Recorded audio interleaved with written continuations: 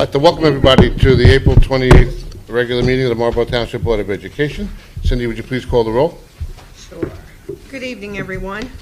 Mrs. Dean? Here. Mr. Dwyer? Here. Mrs. Ennie? Here. Mrs. Cow is absent. Mrs. Lou Riddell is absent. Mr. Marshall? Here. Mrs. Matos? Here. Mrs. Rosenwald? Here. And Mr. Lalonsky? Here. Please be advised this meeting is being held in accordance with the Open Public Meetings Act, Chapter 231, Public Law 1975, the Sunshine Law. Adequate notes of the date, time, and agenda sent to the Asbury Park Press and news transcript has been posted and filed with the Marlborough Township Clerk. Copies have also been sent to each district school and other area newspapers in accordance with the law. I'm going to bring your attention to, but I'm not going to read in its entirety, statement of videotaping of public portion of Board of Education meetings, our public session statement, as well as no smoking on the school grounds statement. Everybody please rise and join me for the pledge.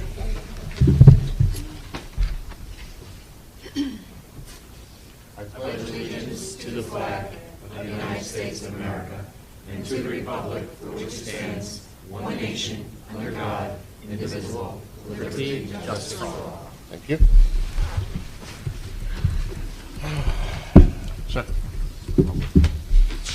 You got it. Okay, so we have a lot of artwork. So the artwork in the lobby in the front hallway is courtesy of Mrs. Malazzo's first grade at Morel. It's awesome. It follows Monet and Van Gogh. They did a great job. In the boardroom, courtesy of both the Fino and Robertsville champions, we have artwork to celebrate Earth Day, which is awesome. I want to also congratulate our Teachers of the Year that were selected. Honorees from Asher, grade 5, we have Dawn Esposito. At music, at Abbott, we have Boriana Karadrova, and that's from the Early Learning Center. In grade 3, from DeFino, we have Ellen Chittum. In grade 2, from Dugan, we have Jennifer Bruckner. From Memorial Math, we have Jennifer Brizzi. From Old Middle, school psychologist, Dr. Nancy Asher Schultz.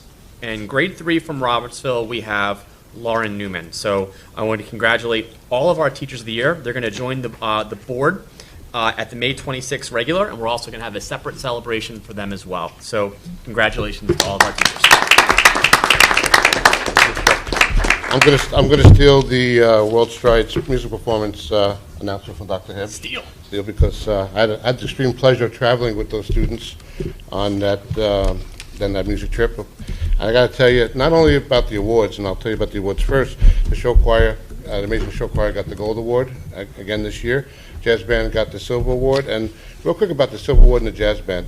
We bring a huge jazz band. I commend our middle school music teachers for giving so many students a chance to participate in this music festival, because if we brought a real jazz band, we'd probably bring 9 to 15 kids.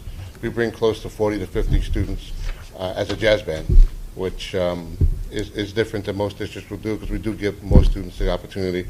And it's much harder, as everybody that's involved in music know, to keep 60 students in tune and in place as it is to keep 9 or 15. So our silver is, to me, gold, and our gold for jazz band is a platinum. So congratulations to both. I also want to let you know, which really, to me, is even more important. I had 2 times when, one time a guide in the Naval Academy came up to me and said they never saw such a well-behaved and intelligent group of middle school students that not only paid attention but asked questions that they haven't heard before at the level of questions from middle school students. It really made them proud and happy. He came up to me while I was waiting to get back on the bus, walked out of their way to come and tell me how our students presented themselves, as well as the hotel we stayed in. Spoke to Mrs. Milwaukee as we were leaving, Principal Milwaukee, and said that when middle school students come into a hotel, everybody starts to shake and they can't wait to get the phone calls from the people that are not normal customers, and not one phone call, and then they were so impressed by our students once again. So it was great stuff. absolutely. I want to thank you for going, and then all the hard work that went into gold and silver. I stopped by to see both Jen and Juliana. Congratulated them. So it was amazing win. Okay.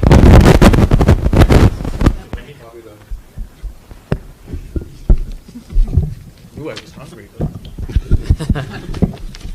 Okay.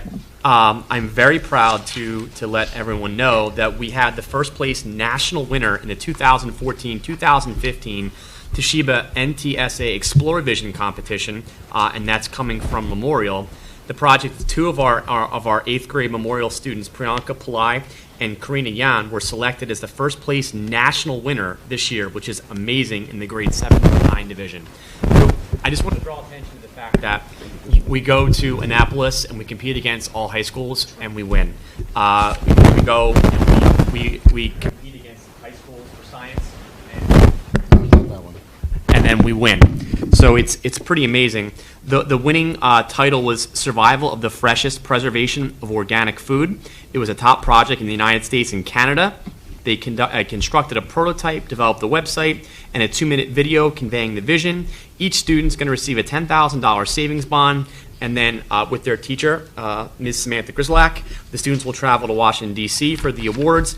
And we didn't note it, but I believe they also get a computer as well, the students, which is just really amazing. And then we had an honorable mention to that coming from middle. We had the honor science teacher, Denise Haston. We had some students and teams receive honorable mentions.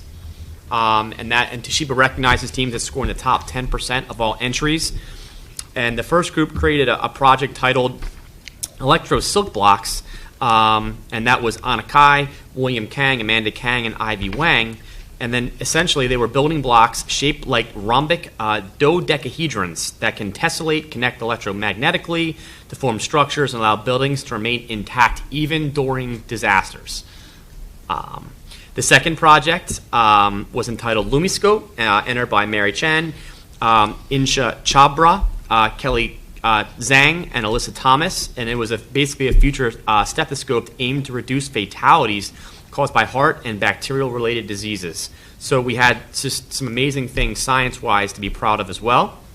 Math Counts competition. We had teams from both Memorial and Middle do really well. We had our Memorial team came in 5th, and we had Brian Liu, who won the individual competition as a 6th grader, making him the best math student in the state, which is just flat out unbelievable. Then we had from middle, we had club members Anna Kai, Eric Chai, Adam Leverant, and Raleigh Verhagnung. They participated. They came in 5th. So congratulations to the children and the teachers that supervised them. We had the New Jersey Music Educators Association All-State Intermediate String Orchestra, and that was led by Katie Gussman, orchestra director. She sponsored 8 members of the Memorial Middle School Orchestra and 2 members from middle, and they participated in New Jersey's Educators Association's NJMEA All-State Intermediate String Orchestra, which is amazing. And we had several students on the agenda that were accepted into various and sundry different musical instruments, which were amazing. We had the New Jersey Technology Student Association NJTSA Middle School State Conference. That was on April 22nd. Approximately 600 students from over 15 middle schools were in attendance. 32 students from Marlboro Middle School competed in 13 competitions. We had various awards going from prepared speech to problem solving. This is all listed in the agenda. But we had just some amazing things to be proud of this month, as we always do. These young men, Dr. Gibbs, were repeat first place winners. Oh, that's awesome. The video game design, they won first place last year as well. That's fantastic. Thank you, Mrs. Dean. So we had so much to be proud of. So Great stuff.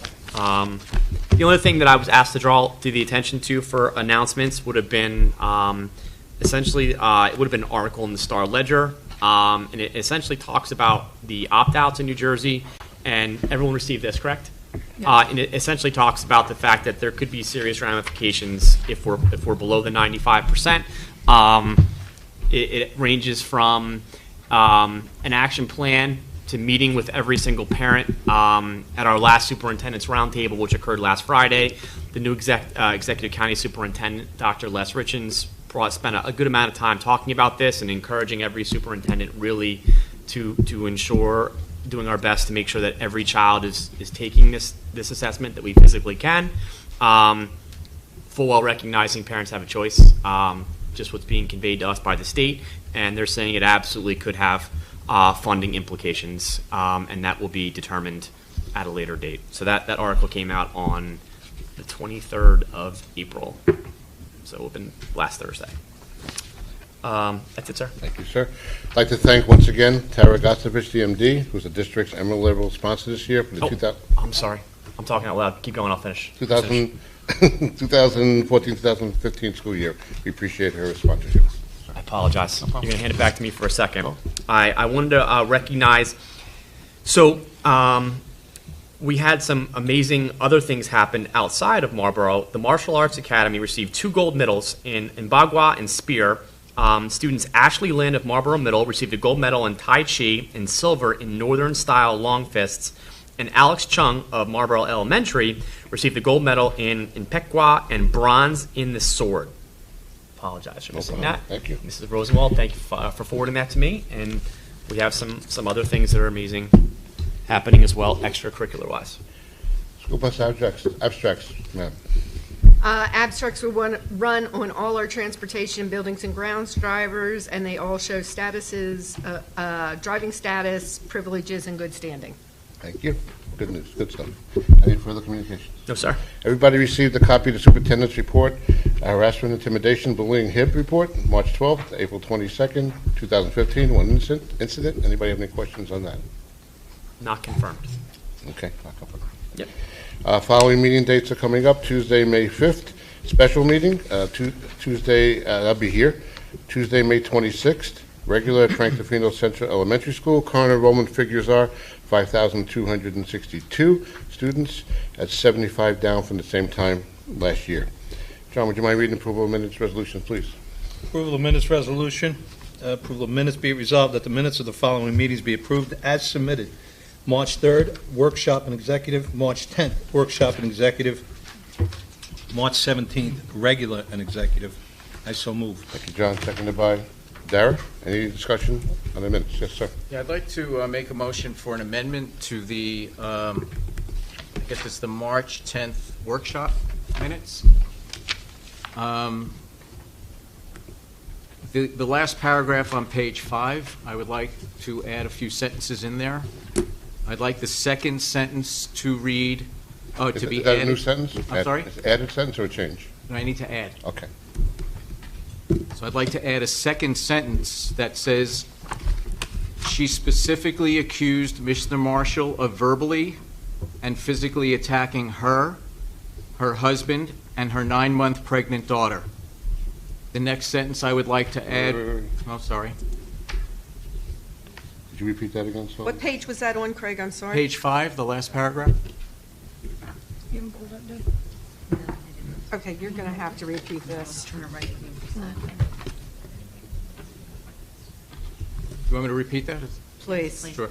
You want it under, where, After the sentence that ends because of it, I'd like to add a sentence. The first sentence ends, All right, could you start at the beginning of the paragraph? Okay, After we do got this, it. you can read Okay, the I beginning got of the it. paragraph so we can get the whole flow.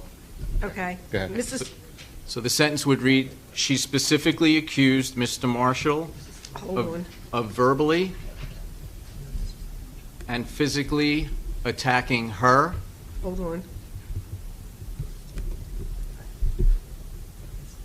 Of what of attacking? attacking, Physically attacking her is what he said. verbally and physically attacking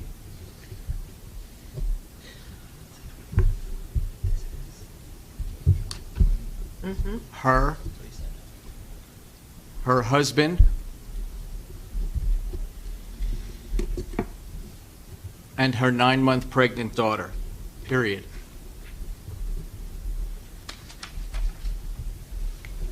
The next sentence to be added right after that would be, Mr. Marshall denied this accusation.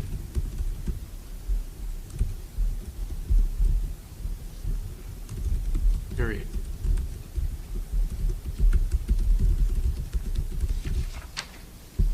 And then I'd like to add as a last sentence to that paragraph, after the words multiple people, I'd like to add, at that point, it's a new sentence. Wait a second.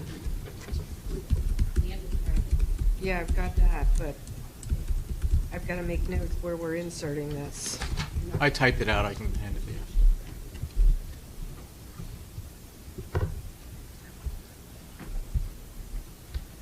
Okay. So the last sentence would be, at that point, Mrs. Rosenwald left the dais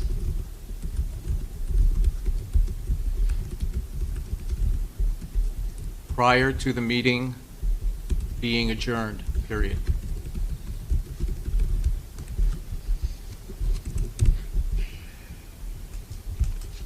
You need a second on that motion. Correct. All right. But can you, Can it be checked on the tape? Well, let's well, have a second. then we have the discussion. But since it's in between, can you read the whole I'm gonna paragraph read that the it whole goes? paragraph. So, yeah, because that's Okay. just a part in between. It's at the bottom of page 5, and it's the last paragraph, starting with Mrs. Rosenwald stated that she and her husband have had a contentious relationship with Mr. Marshall for the past 3 years, and she has requested security at the board meetings because of it. And this is what Mr. Marshall has asked to be included. She specifically accused Mr. Marshall of verbally and physically attacking her, her husband, and her 9-month pregnant daughter. Craig Marshall has denied this accusation. Dr. Eric Hibbs, superintendent of schools, confirmed that Mr. Robert DeLon, supervisor of school safety and security, attends the Board of Education meetings at the request of multiple people. The second insert you would like is, at this point, Mrs. Rosenwald left the dais prior to the meeting being adjourned. Thank you. Anybody else need further clarification on the resolution before I ask for a second? Do I have a second? I'll second it. Seconded by Victoria. So I'll open up discussion on Mr. Marshall's resolution. It's just clarified by Mrs. Baragou. I think it should be made sure it's accurate. I can't hear you. Can't hear. I think it should be made, Can you speak into the mic? I'm sorry. I think it should be made sure it's accurate in the tape. I will, no problem doing that. The only problem, the second part is, it's not a statement. I'd have to go to the video to look at the second piece. Yeah, and I can do To that. make sure That's the not a whole thing problem. is accurate. I can get you the timestamps of the tape. It'll save you time. Anybody else have any comments or questions? So, Mark, we can vote on it pending Yeah. the... First, we vote on the amendment, and then we Right. vote on the minutes as amended. So first, let's vote on the amendment. But as Cindy verifying it on the tape. Subject to Ms. Barag, verifying Okay. for accuracy. We want a side conversation. Anybody I'd else? appreciate it. I was clarifying. All right. And anybody have We any? can't hear if y'all are having a side conversation, so I'd appreciate it if the attorney could hear everything going on. Okay. Any further comments or discussion on that motion? Cindy, please call the roll. Mrs. Matos? And Yes. this is on the motion, just so everybody knows. This Yeah, is on amendment. the On the amended amendment motion. To the motion. The motion to amend the Minutes. minutes, yes. Mrs. Matos? Yes. Mrs. Rosenwald? Yes. Mr. Dwyer? Yes. Mrs. Ennie? Yes. Mrs. Dean? Yes. Mr. Marshall? Yes. Mr. Lalanski? Yes. Okay. Any further discussion on the minutes in general, So now you have to vote on them as amended. as amended? Any other question on any other minutes? Voted on The amendment. The amendment Now we're to voting on that them as one amended. day. Then I made a mistake. I have to. You didn't mean to vote yes on I the amendment? I was voting on I was voting on the second part of it, not the first part of it. Okay, you'd like to amend your vote on the I was amendment to voting on my the, part of it, not the, well, the 10th. We're talking about the 10th amendment to the meetings of the 10th, correct? What do you mean your part of it? The 10th, the I was- 17th. What part were we voting on? You were voting on the amended change that Mr. Then I'm Marshall... voting on no to wants to Mr. vote Marshall. no on the amendment. On the amendment. So just change that to a no, and then we'll vote on the mo, it passes anyway, so we need Yeah, to it now does. vote It's a on the moot point. minutes as amended. Okay, so if there's no further discussion, then please take the vote on the amended minutes in its entirety, the whole thing. People of amended minutes. Yeah. Mr. Marshall? Yes. Mrs. Matos? Yes. Mrs. Rosenwald? Yes. Mrs. Dean? Yes. Sorry. Mrs. Ennie? Yes. Mr. Dwyer? Yes. And Mr. Lalanski? Yes.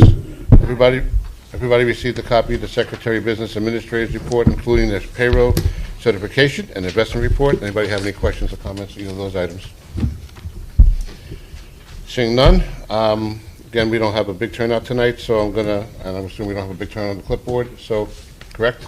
So I'm just gonna ask that everybody be mindful that we do have 60 minutes for public session. Please be mindful of that when you speak. Also, as well, if you want to speak about the budget, I will be opening up to the public again after the budget presentation as well. Just on the budget. So once I open up again, that'll be only on the budget. You may want to hold your questions on the budget till that point. You might have more questions once you see the presentation. So can you clarify one thing here? Yeah. It's okay, right? One of the things that Amy brought up a question, the only one I think I didn't answer from last time, the question about can you attend a PTA, PTO of where you don't live? We're still in the process of gathering that data because we don't have the bylaws from all of the different PTAs and PTOs. So I only have a portion, so I don't have a full answer for you yet. I want to make sure that I brought that up. Okay, Mike. thank you. Sir? Before we get into this, before things become a bone of contention, again, before things become a bone of contention with public speaking, is there any time limit that we're putting on this? I know it's... An hour, we have an hour for, we have an hour, but if somebody gets up there, I don't think it should be just arbitrary. Then we have to change our policy to reflect what it is every week. Or we could just consistently apply it as 3 minutes at every meeting. I think we need to do that. At the very least, put a 5-minute limit on it. I would agree. Because at least at that point, you're making a final number, and people understand that. And if somebody wants to give somebody else their time, that's a whole nother topic if they write there.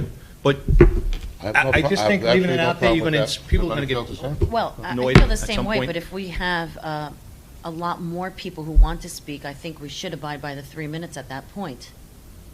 I don't want Mr. Dwyer's people point is not that we to. should put a time limit for every meeting, Period. not just Period, on yes. an ad hoc basis. And our policy, does our policy actually say 3 minutes? Remind me. No, it says that depending on the people that are here, I may So, impose given a that there's not a time. huge crowd, do we want to say 5 minutes tonight? I think whatever we decide at the beginning that's reasonable, and we should apply it consistently and even-handedly and that sort of thing, right? Without going above the Can't do- 60 minutes. I just don't know why we can't, even though the policy says an hour, I don't know why we just can't be 3 minutes at every meeting, and if we don't have a lot of people at the meeting, we allow this person to get up after everybody speaks a second time.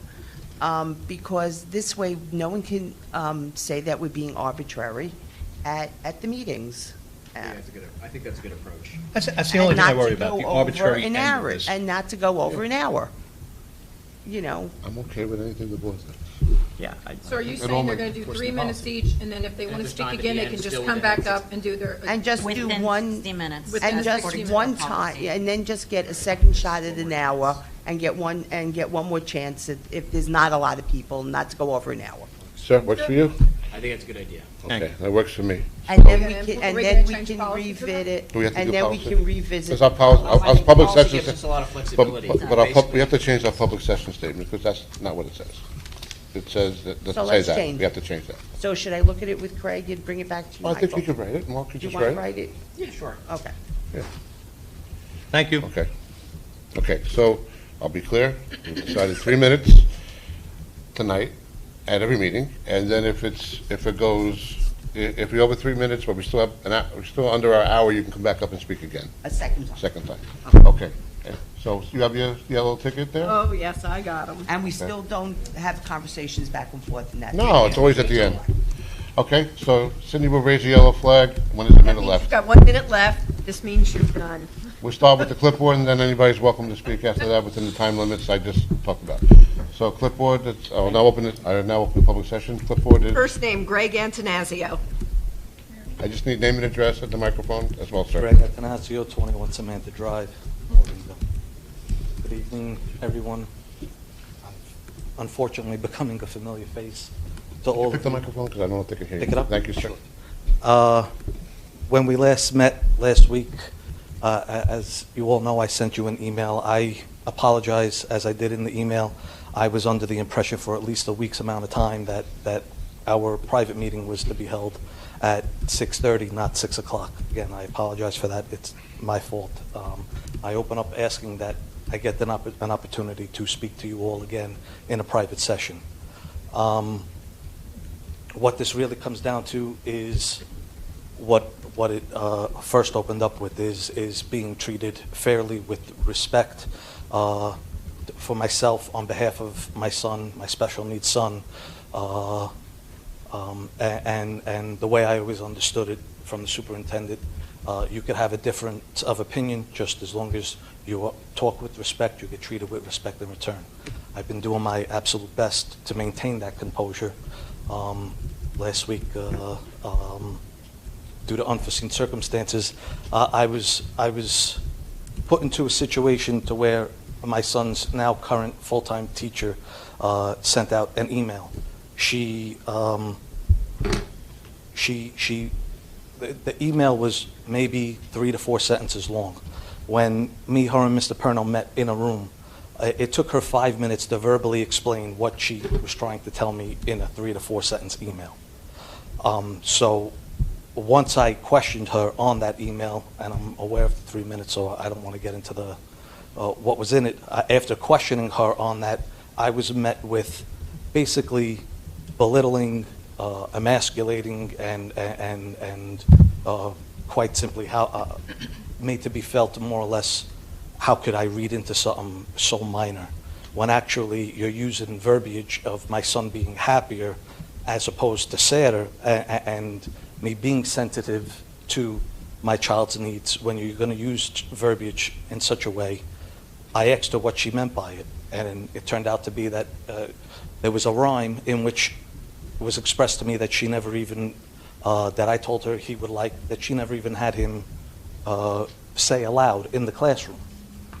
Again, after I was spoken to in such a manner, I turned to Mr. Perno. I had asked him if he was going to allow this to happen, at which point, more or less, the teacher had gotten up and walked out of the room.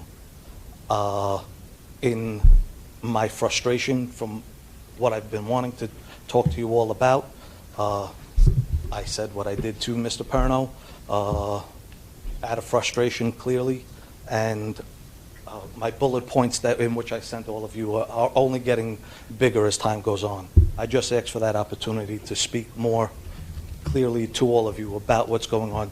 Summertime is coming. I want to have my issues, my bullet points about summertime, summer sessions, what's going to going on next year, so that everything just is resolved. Try and get back to normal.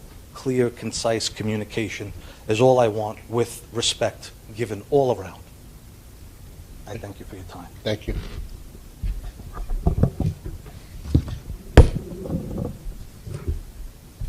Bonnie Gabison. Hello, Bonnie Gabizon, 2 Harvest Court. I'm here to speak tonight. I want to relate an incident that happened last week. I came to the meeting, as I always do. I spoke about education, as I do. I kept my comments respectful. I asked a question that I had pertaining to education. I thanked the members for their answers. I kept it above the line, as I always try to do. After that meeting, when the meeting was adjourned, I was engaged in a conversation, friendly conversation, at which point Ms. Rosenwald approached me, and unsolicited, she was not involved in my conversation, approached me and stated to the effect that Amy Toland said something that she was not happy with in a previous meeting, and it was not nice to her, and because we were, quote, joined at the hip, I was now going to suffer. And my question to Ms. Rosenwald tonight is if you can clarify what you meant by I'm going to suffer as a result of being, quote, joined at the hip with Ms. Toland. And we respond at the end, as always. Okay, so my question is, what did Ms. Rosenwald mean when she stated to me that I'm going to suffer? Thank you. Next.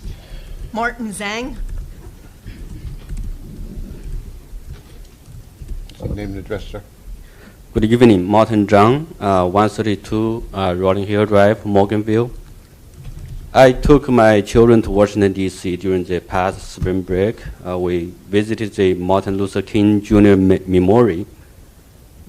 I talked about his famous speech that he dreamed one day his children will live in a nation where They will not be judged by the color of the skin, but by the content of their character.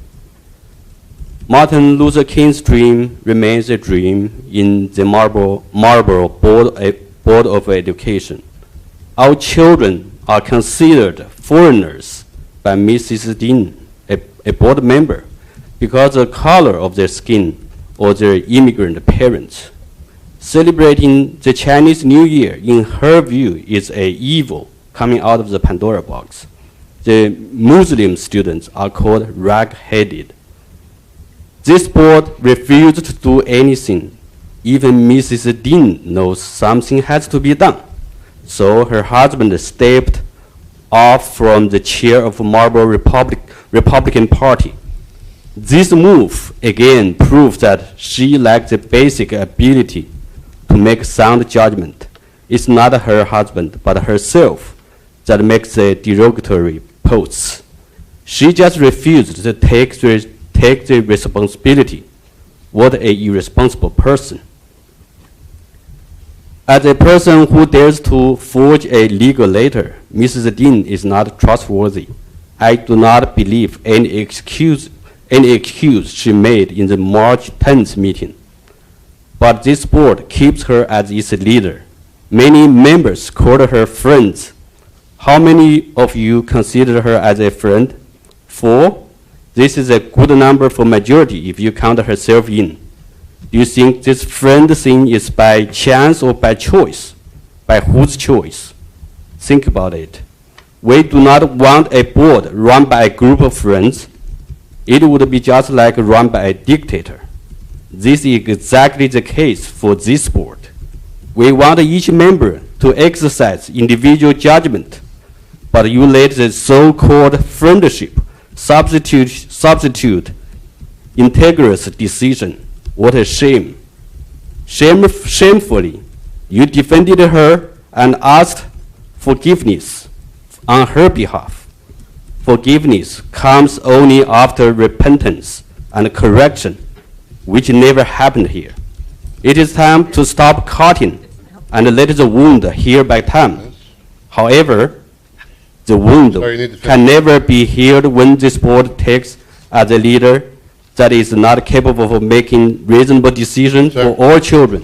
Sir, the 3 minutes We is really up. have to stick to the 3 minutes. If everybody has a chance to speak, we'll give you another opportunity at the end to come back to the mic.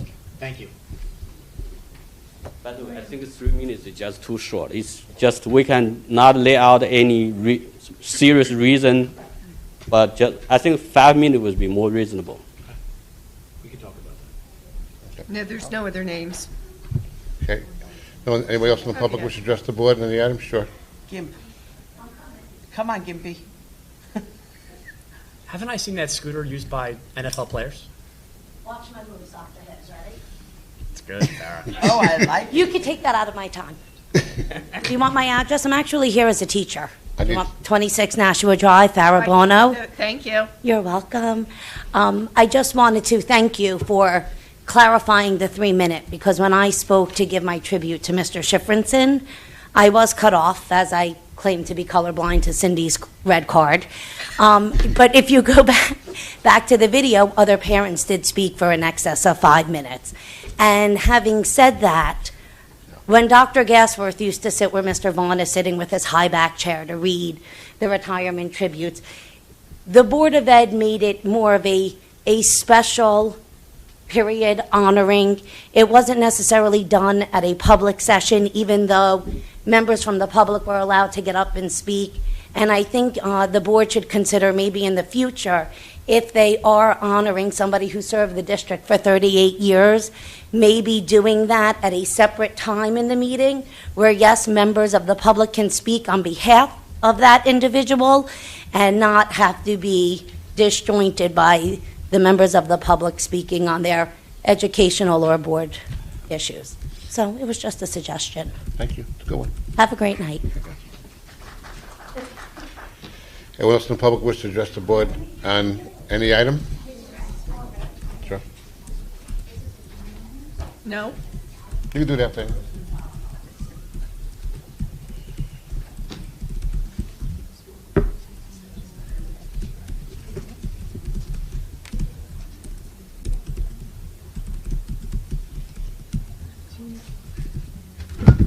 Thank you. Amy First Poland, 7 Jefferson Road.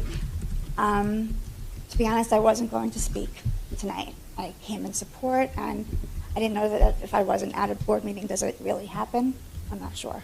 However, I do have to speak. Craig Marshall was discussing an incident that had happened at a board meeting with Mrs. Rosenwald at the beginning of this meeting. And I do remember that meeting, I believe. And however, if it's not the same meeting, I was approached by Mrs. Rosenwald at a meeting as a parent, unsolicited. And I think I've mentioned this before, that the reason she did approach me was basically just to speak badly about everybody on the board. And since I'm up here speaking about that, Bonnie did speak about what happened at last week's meeting. It's not that easy for me to get here. I don't love public speaking at all. I don't like leaving my child at home to come here either. However, my time, I consider it important, and I don't want to waste that time being at a meeting. I was approached as well. And basically, Mrs. Rosenwald did say exactly what Bonnie did say, was that because of what I had mentioned in a board meeting that she wasn't keen on, that Bonnie would suffer because of it. So I'm also very interested to know as to how she would suffer. I'd like to know what I had said to cause her to say that. Crossing the line is just an understatement.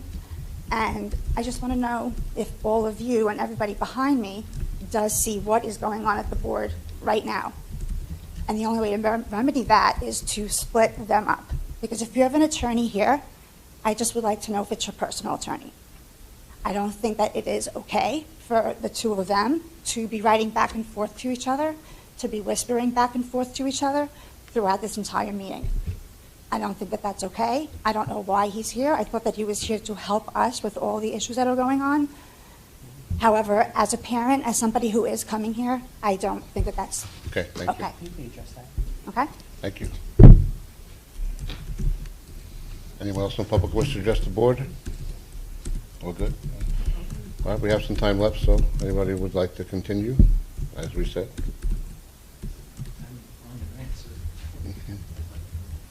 Okay, yeah? Depending upon your answer, I'll know if I have more. I can't, well.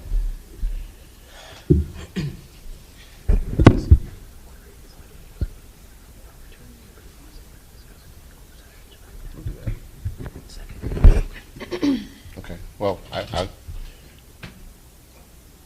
if we're done, then we'll give the answers, we do it at the end. So does anybody else want to speak?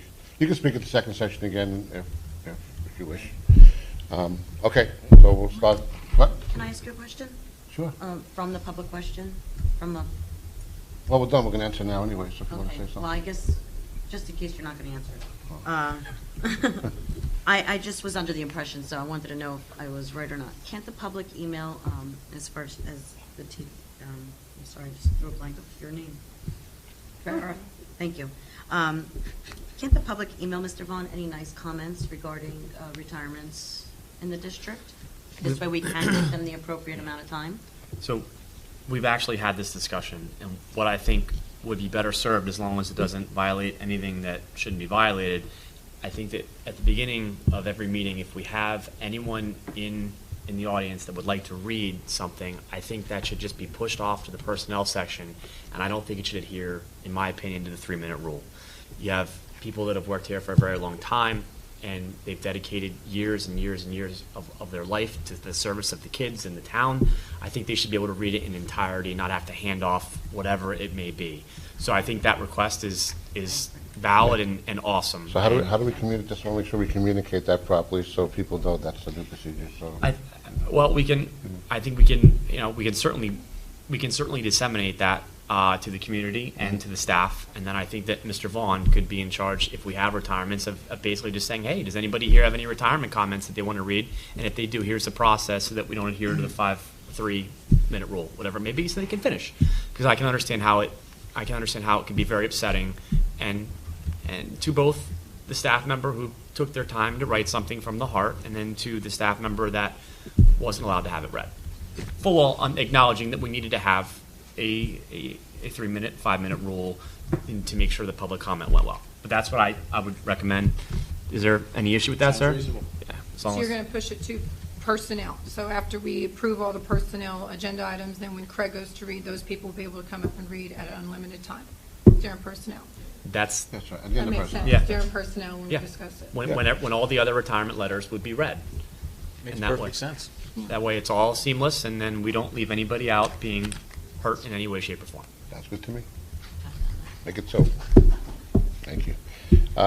So, sir, what we'll do is, in executive session tonight, the board will discuss the matter again, and then either Dr. Hibbs or Ms. Barbara will get back to you, I would guess, tomorrow. How's that? Okay? Yep. Hope we give the proper time tonight, I promise you. Okay? The Bonnie's question, I can't answer that on behalf of any board members, but if you'd like to respond, up to you. That's fine, I'll answer that. I'm not going to speak for the attorney, but I asked the attorney, Mark Siddimer, if he thought that it would be best if I answered it, because he was there when I pulled him and Michael Alansky over to answer for last week. Because I stopped the conversation when you came over to me, Bonnie, and Amy, because I was gathering up my things and you approached me. Now, you could sit there and laugh all you want, and you approached me. And as a matter of fact, I pulled the two of them over to engage them as part of the conversation.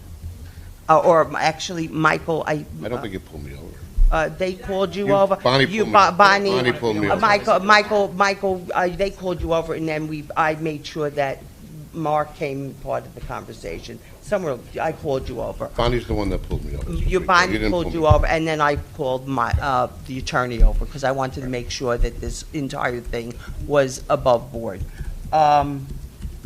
What this had to do with Amy's comments at a public meeting. And yes, I did use the comment that the two of you are attached at the hip.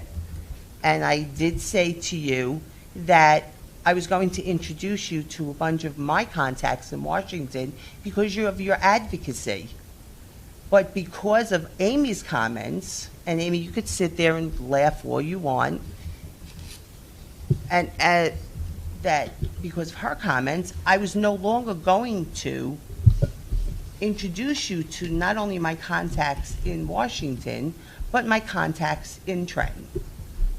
And that's exactly what I said. And you kept saying that I was threatening you. And the attorney pointed out that I wasn't threatening you, that was not a All right, threat. can't go back and forth. Bonnie, can't go back and forth. So that was the long and short of the conversation, that you are making a tremendous conspiracy out of. Okay. Sure?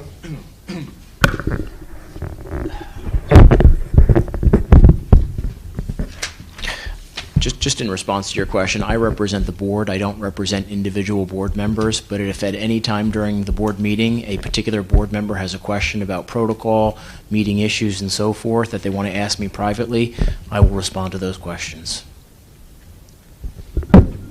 Michael, one other thing. Sure. When I walked off the dais at that meeting where I sat in the audience to speak at the microphone, I did sit in the audience, and there was a question about information that the board was receiving. And we had received a letter from Dr. Hibbs that came from Washington. The only thing that I had said to Amy in the audience was that we get information from the superintendent, and some board members don't wish to share it with the public, and I will share it with the general public. And I sent it to Amy, which we were allowed to do because it is public information. It was not private information. It was public information, and I sent it to Amy. And if that's bad-mouthing the board members by saying some board members don't wish to share it, well, then I'm guilty of bad-mouthing the board members. That was the end of the conversation with her, period. So if Amy wants to stand up at the mic and say I bad-mouthed the board members by saying that, well, Okay. then the Siamese twins are saying that I bad-mouthed the board. I think the information Mrs. Rosenwald shared was about the tree wood chipping thing. No, the information I shared with Amy that I emailed her. No, why you left the dais. Why I left the Was dais. to express the wood chipping information Yep. from the township. It had nothing, you didn't express the stuff that we had received from No, Mr. but Hibbs. Amy was. But you talk- left the dais to talk about the wood chipping thing. That wasn't what I discussed with Amy. No, That- that's why you said you left the dais to go and discuss. This is not a debate. no. Okay. Well, it's not a debate, but she needs to clarify that she did not leave the dais. Okay. No, I left the dais because of something that happened here. I didn't go into it. And the information that I sent Amy had to do with the document that Dr. Hibbs sent us that I forwarded to Amy. And I said some board members don't wish to share information that we're forwarded, and I shared that with Amy. Okay. Did we miss any questions? No, I think the only question that was asked was why was Mark here? Oh, the gentleman asked questions concerning me. Okay, you want Mm-hmm. I think he answered that, right? I answer them. The No, I'm questions saying that were Mark answered that. Oh. Oh, I'm sorry. The questions that were directed at me concerning, I can't remember the gentleman's name. Mr. Zhang. Mr. Zhang, for the last time. They were not my comments. I liked a friend's comments inadvertently on Facebook. I did not call anybody any derogatory name. I did not say that I saw anybody other than any other nationality as a foreigner. They were another person's comments. And I already explained numerous times, and when I said Pandora's box, opening Pandora's box, never even came into me, never said you were, because you were evil. It was because I was saying it was going to open up Pandora's box as far as we were discussing the calendar, that then we were going to have to be, as a district, have to be open to looking at all the holidays. Never did I say it was because you were evil spirits, and I did not make those comments. They were somebody else's comments on my Facebook page, to clarify for the people that are not aware of it. It's been going on for weeks. Thank you. I also want to clarify, if I believe I heard you right, if I'm wrong, you can correct me, that the board in any way is a dictatorship, and there's any kind of, when voting goes on, people are dictated to how to vote. I think I heard you say the word dictatorship. I pride myself, and I pride our board members here on being individuals, and on this board, no way, shape, or form does anybody ever take any actions or retributions or a way when somebody vote, or is there any kind of conversation before any of us get here saying, you better vote this way, or I don't like you, you better vote that way, or you're going to get it. That doesn't happen on this board. And I take much pride in that fact doesn't happen on this board. Everybody is free to speak the way they want on this board, and just to come out and say that this is any kind of dictatorship, I'm just very taken aback by that, and it's simply not true. The members of this board are free to speak and vote any way they wish at any time during any meeting. So that's just my statement on that, clarify that. So anybody else like to respond to anything else? We'll move on. That'll bring us to our public hearing on the 2015-2016 school year budget. Wow. After the budget, this is a hearing, so after the budget conversation, the board will discuss it. Then I'll open it up to the public as well if they have any discussions or questions. How long is your presentation? Huh? 15 minutes. 15 minutes, about.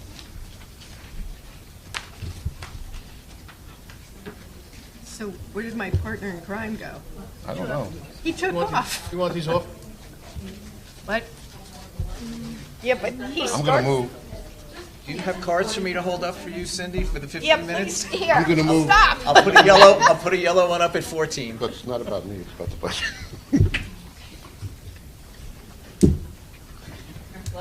He left me.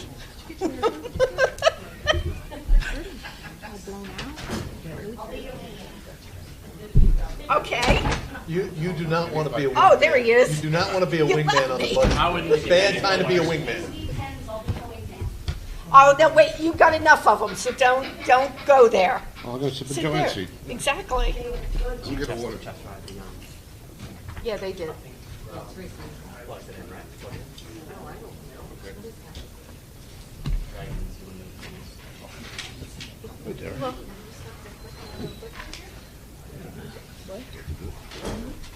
This your first day on the new job? Okay, here we go. It's all yours. Okay. Hi, everybody. Can I take your jacket Hello. off? Yeah, can you hear if I don't have my mic? Nope. Nope. Oh, right. I hate the microphone. Okay. This is the 2015-2016 budget presentation. It's going to represent all the good things that we have going on in Marlboro. We have data, technology, and advancement. All right. So, Sin, you want to start us off? This is state aid. What it shows is basically the bottom line tells it all. The state aid remains flat from the 14-15. This is exactly the same amount of money that we got. Last year, we're getting the same amount of state aid that we are for 15-16. Okay. So, budget highlights. So, what are you going to see in this budget that's a little different than what you've seen in the past? So, and we're really looking at the second four that are additions. So the board and I engaged in some good conversations this year about how to make Marlboro a little better educationally. And what we've done is, and they've agreed to add one math facilitator, one at each middle school. There currently aren't any that function really in that capacity. We're going to add one data ELA specialist and one math data specialist to go across the entire district. There's going to be the addition of another supervisor for technology, and then the 0.5 is a half-time secretary for communications. And the last one really is to help us really with a hole that exists just with communicating great things, great stories, great happenings that happen in our district. Also to manage Facebook, also to manage our district app, all kinds of additions that are going to come that are good. We also have the replacement of 5 54-passenger buses and 2 16-passenger vans. The board engaged in a discussion, and the number 5 came up a little bit to really make it an even across the next couple of years replacement. I don't remember the total number over the next few years. Was it 27? And instead of, I think it was initially 2 or 3. It's 3 this year. We're allowed to keep buses for a total of 15 years. After that, you have to replace them. So this year it would be 3. Next year it's going to be 9. The following year it'll be 7. Then it'll be 5. Then it'll be 9. So to try to level that out, we're doing 5 this year, and we're also purchasing a 10-year warranty to help defray some of the costs because we are keeping the buses for the whole 15 years. The last is we're going to have a new testing analysis program called Link It that we're really excited about. Will help us flexibly group students and track data. So lots of really good things that are going to happen in this budget. Yes, it will be posted. It'll be posted tomorrow morning on the site. So this is the highlights for big projects that we're doing. The biggest project we're doing is the middle school roof. Middle school roof, it is the original roof on that building. We have put foam roofs on there for years and stuff. Now we are literally taking it the whole way down to the deck and starting again. We are putting on what is called, the formal name of it is EPDM. It is otherwise known as a rubber roof. We're going to be putting on there, and we're going to hopefully get a 30-year warranty for this roof. And we're doing half of it this year in 15-16, and we'll do the other half in 16-17. We're also doing the last 2 stair towers in middle school that we're going to remove the tiles in there and surface coat them. There's some doors and trim work that need to be finished here, parking lot lights and transportation, and there's a few other things that we're going to be doing around the district, but all of that, the biggest piece is the roof, and that costs about $1 million to do half of that roof.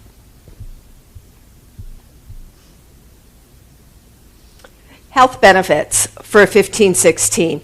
This is the net number, not the gross number. So the net number, this includes what mandatory contributions that all of our employees contribute towards health benefits. It is almost $13.4 million for health benefits for all of our employees, which is contractual. As we've told you over the years, we contribute 100% of the PERS contribution to the pension plan. That is our contribution. We've been doing it for many years now. It is 100%. It's all for all of our non-certificated staff, which includes the secretary substitutes, instructional assistants, etc., and unemployment benefits that we budget every year for. And as we've stated in the past, we challenge all unemployment that we physically can, but we've gone on that direction as the board has asked. Okay, I apologize right up front that you can't read this. You'll need magnifying glasses. Probably when it's posted, you'll still need them and stuff. But what this is this is a snapshot of the entire budget, line item by function. Category. So what it shows is your 14-15 budget, 15-16 budget, dollar increase, decrease, and percentage change. And then if there's changes, significant percentage changes or dollar changes, we tell you what the reason are. You can see classroom support, we changed due to special education needs. That's in classroom support, which is all of where our instructional aides are. It was a significant increase in curriculum because of the curriculum writing that we're going to be doing over the summer for various units of study.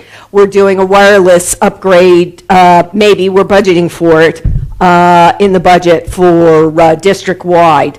Then we come down to health benefits, increased employee, it didn't go up as much because we get more contribution, but I will remind the board and the public on this, is that our teacher's contract, we're at tier 3.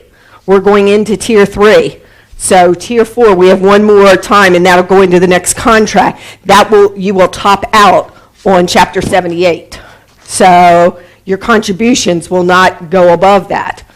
Yes? What year does the health tax go into effect? Cadillac tax goes in 18.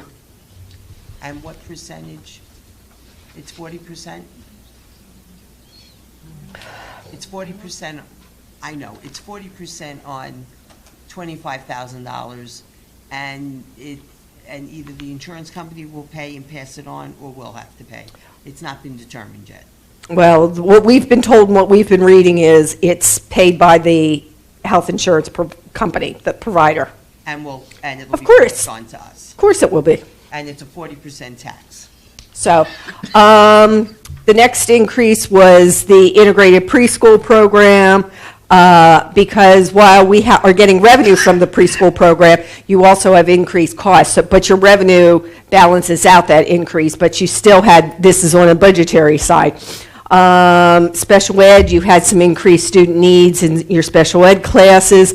Your 2 math facilitators are in BSI. We increased the clubs and coaches that we talked about. And the last is the partial roof replacement, which we talked about just a few minutes ago at middle school. This is the expenditure side. The next screen is the revenue side. I was at a meeting today in Trenton, and I was with about 15 of my colleagues around the state. I was the only one that got an increase in debt service aid, and we're all looking at me like, okay, what did I do? I didn't do anything, but none of us, including me, can figure out why I got an increase in debt service aid. Because some of us thought it was because the state, in a whole, their debt service went away, their bonds came off, et cetera, and stuff. But then everybody should have gotten something of an increase. No, out of 15 of us, and we weren't small districts, we were all different sizes, nobody got it but me. So I don't know what I did, but I'll take a few dollars. We'll do it again next year. Yeah, exactly. Semi, we're not doing semi next year. Does everybody know what semi is? Do you understand what semi is? A federal program. It's the Medicaid reimbursement program. And what it is that we get a very small percentage of the money, but do all the work in order to get it. We have to file the paperwork, we have to monitor the services that the children get, and it's for low-income children who we provide the services to. We have to file everything for it. And we get a waiver every other year because we can say that we don't have the minimum number of students. But when I don't do it, now in 15-16 I won't do it, but I'll have to do it in 16-17 because I can't say I don't have the number of kids. I can't argue with the state when they say you have 52 kids that could be eligible, but I'm not providing them services. So, or they are not participating, don't want to participate, or whatever the case may be. So we're opting out of that. And you can see it's a very, very small dollar amount we would get anyways and stuff. KCP tuition went down because we only budgeted for 4 classes in KCP. The revenue for the school play admissions went up a little bit because we're adding, go ahead. Before you move on to that, for the KCP, you're saying it decreased from this year? I mean, explain that. I don't remember us like cutting a class or anything, that we had a reduction in reduced amount of students.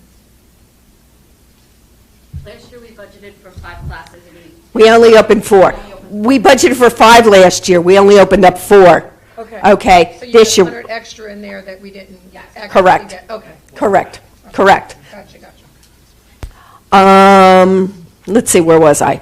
Middle school play. We're going to the drama at Memorial is we're going to start charging a small admission for that play at Memorial. Budget fund balance is money that we save out of the current year's budget that we're putting in. It's coming down. We're only taking I only project about a $750,000 savings. What I do is every year we look at the current year's budget and say, what do you think I'm going to be able to save out that I'll have left out of this year's budget? So I'm projecting about $750,000 we'll be able to save that'll go towards next year. We don't have the budget fund balance in debt service because we did the refinancing 2 years ago. Excess surplus is generated when it is over your allowable cap of 2%. You were allowed to keep 2% in our budget fund balance. And we're not taking money out of maintenance or capital reserve, so your tax levies are as what they are. Your budget is, your revenue side is up almost $3 million.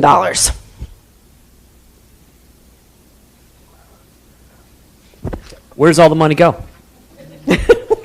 Okay, so you can see here that it's about 45% dedicated to instruction, about 8.7% to administration, 1.3% to capital outlay, about 6% to transportation, approximately 9% to operating and maintenance, about 20% to benefits.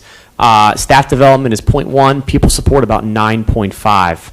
And it's important to note in the bottom right-hand corner, instruction, people support, staff development benefits account for about 75% of total expenditures. And I think that's about 10% higher than what it really should be. So we dedicate that much more to the things that make us better. What this shows is what your fixed expenditures are versus your discretionary expenditures. Fixed expenditures are basically, your salaries are fixed by contracts, your benefits are by contracts, out-of-district instruction are for students we can't service in district, utilities and insurance. So of an $81.6 million budget, over 71 million are fixed expenses, which is 87%. So discretionary, what there is about 13%. So you can see that you could do something with maintenance, supplies, et cetera, maintenance of the building, the equipment, the capital. So you've got about 13%. But one of the programs that the state is very insistent upon is maintaining your buildings. And this board in this district for years has always believed in maintaining your buildings. You might see referendums that school districts do over the years, and they do them to do maintenance projects. Instead of maintaining buildings, then they go out for a $20 million referendum. Instead of just building a building, they're doing it to put a roof on, to put boilers in. Again, I was with some of my colleagues today, and I was sitting there, and the lady that was sitting beside me, she did a referendum for boilers, and I'm like, okay. She was doing things to convert her boilers from gas to oil, things we've done within our budgets and stuff. So we pride ourselves in maintaining our building. Plus also, there's a minimum amount that I have to budget every year to maintain our buildings. So there's not a whole lot that the board can really do things with. When you have shortfalls, when you have to make cuts, your cuts are going to be staff, because that's where. So our percentage that the board actually can manipulate, you're saying, is 13%? Less than 13%. Of an $81 million budget. Yeah, that doesn't leave you a whole lot. And you can see right here, too, the Yeah, whole It was budget. 9% last Yeah. year, I remember. The whole budget, 81.9% represents salaries and benefits. That's not uncommon, but it just goes to show you that we don't have a very large pool to pull from to do things that are discretionary. But the board has done a great job of maintaining the buildings within their budget, just like Cindy said. Where does it all come from? We come 83.3% from the local, okay? So generated through taxes. 14%, 14.2 on state aid, about 1.4% for budgeted fund balance, about 0.7 for tuition, and about 0.4 for miscellaneous. Okay, and the bottom part talks about the fact that the local taxpayers of our district provide the largest share of financial support. When you look at the funding formula, the funding formula is all based on ability to pay. Marlboro is a wealthy community, okay? It's based on property value and income. And the state believes that the higher your wealth and your income, the better your ability to pay. And unfortunately, I don't make the formula. I didn't even devise the formula. I can tell you the formula hasn't been funded for a number of years, but it is the formula. It's what we live with. Enrollment. Okay, this is projected enrollment. So you can see the different schools, all of our 8 buildings. Early Learning Center, about 348. Memorial, about 892. Middle, about 1067. Dugan, 564. Asher, 574. Robertsville, 507. And Morrell, 477. This is obviously just projected. We recently, or not too long in the recent past, did a demographic study. The numbers that came in were actually higher. The numbers are higher than what was projected. So we're staying above that, and we're currently above the 4954 number now, and that includes everybody in those buildings, all of our students. You can see how the enrollment has changed from 2006, 2007, all the way through 2015, 2016. So in 6-7 at the height, 6150, and then the projection to 4954. This just talks about our historical position on class size. You can see what that is. In kindergarten, we try to stick to 19 to 23 students. Grades 1 through 3, 20 to 24. 4 through 5, 23 to 26, and 6 through 8, 24 to 27. Mr. Vaughn is in charge of monitoring those class sizes. Typically, we really keep a good eye in the end of the year and in the summertime to make sure we don't need to add extra sections, because with summer comes lots of shifts in enrollment. Children move out, children move in. We keep a really good eye, and we add sections as necessary. It inevitably happens.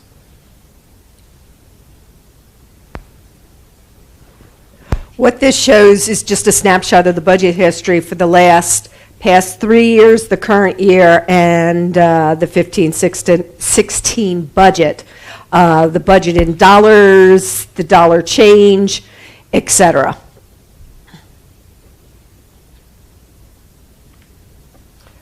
This is an important slide that I really like to use and like to talk about for a few minutes, okay? Because what this shows is, and I'm going to round this, because even though I'm good with numbers, I'm not good on my feet with rounding, doing math. So I'm going to use the local amount being 50%, okay?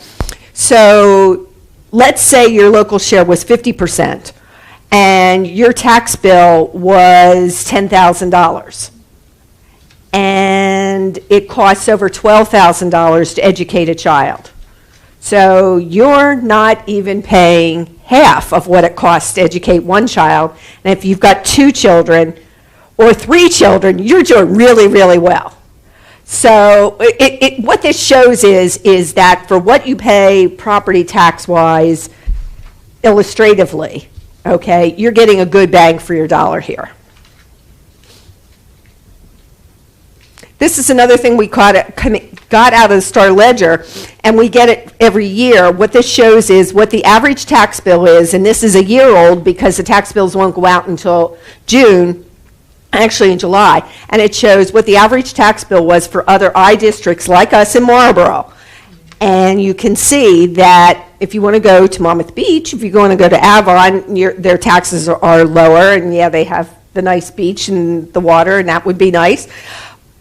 But these other districts are comparable also to us, but look at where we are. We're the 3rd on the list. I think we do very, very well for what we have and what we provide.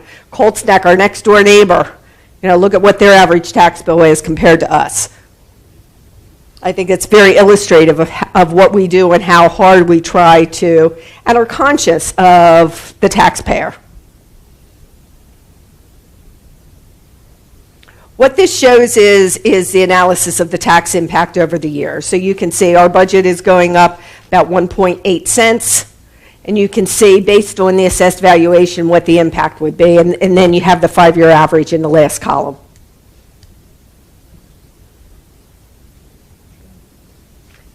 That is it. I stole mine from the front.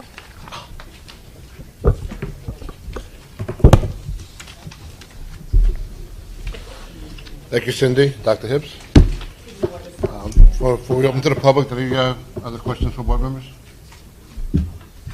Yes. I'm only going to address the very last chart. And The very last chart? yeah, Okay. analysis of tax impact. Right. Now, I've discussed this chart with Dr. Hibbs, and I think I've discussed this chart with you, Cindy. This chart was a very valid chart up until last year. And because of what went on in the county, because the county volunteered, actually they devised, if I'm not mistaken, the way we're going to be assessed in the county with the 20% assessment every year. We're going to have 100% assessment in Marlboro now on a yearly basis, and 20% of the homes are going to be actually physically assessed, and we're going to have this 100% assessment. Marlboro's assessment last year was 94%, and this year it's brought up to 100%. So we had the 6% raise in our total town assessment. So some of the homes in Marlboro, like mine, remain the same. So this chart is valid for my development. So my taxes only would go up if my, if my home was $500,000. My home would only go up $92. That's valid. But for other homes in Marlboro, the average home, which was $365,000, is now worth $392,000. That home's assessment is now, the taxes on it is $308. This chart is not valid. Some homes in Marlboro are going up 12%. Some homes in Marlboro are going up 18%. Some are going up 20%. Some homes are actually going down. As we know, when there's an assessment, some homes go up, some homes go down, some homes stay the same. So this chart is not valid, and this is disingenuous to go out to the town and say, well, if your house is valued at $300,000, your tax assessment is going to be $55. If it's $600,000, it's $110. Because unless you actually get your tax assessment and you actually are savvy enough to go up to the town and say, okay, my home was valued at this last year, and it's this year, you're not really going to know that. So it's disingenuous. Might not be $110,000. So we're giving out information to the townspeople on this chart that's not correct. And I don't think that's fair of us to do. Because some people's homes, because of this new scheme, every year it's going to be different.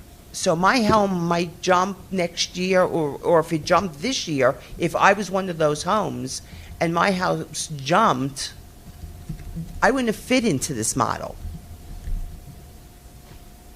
So it wouldn't work. Or if my house went down, it wouldn't work.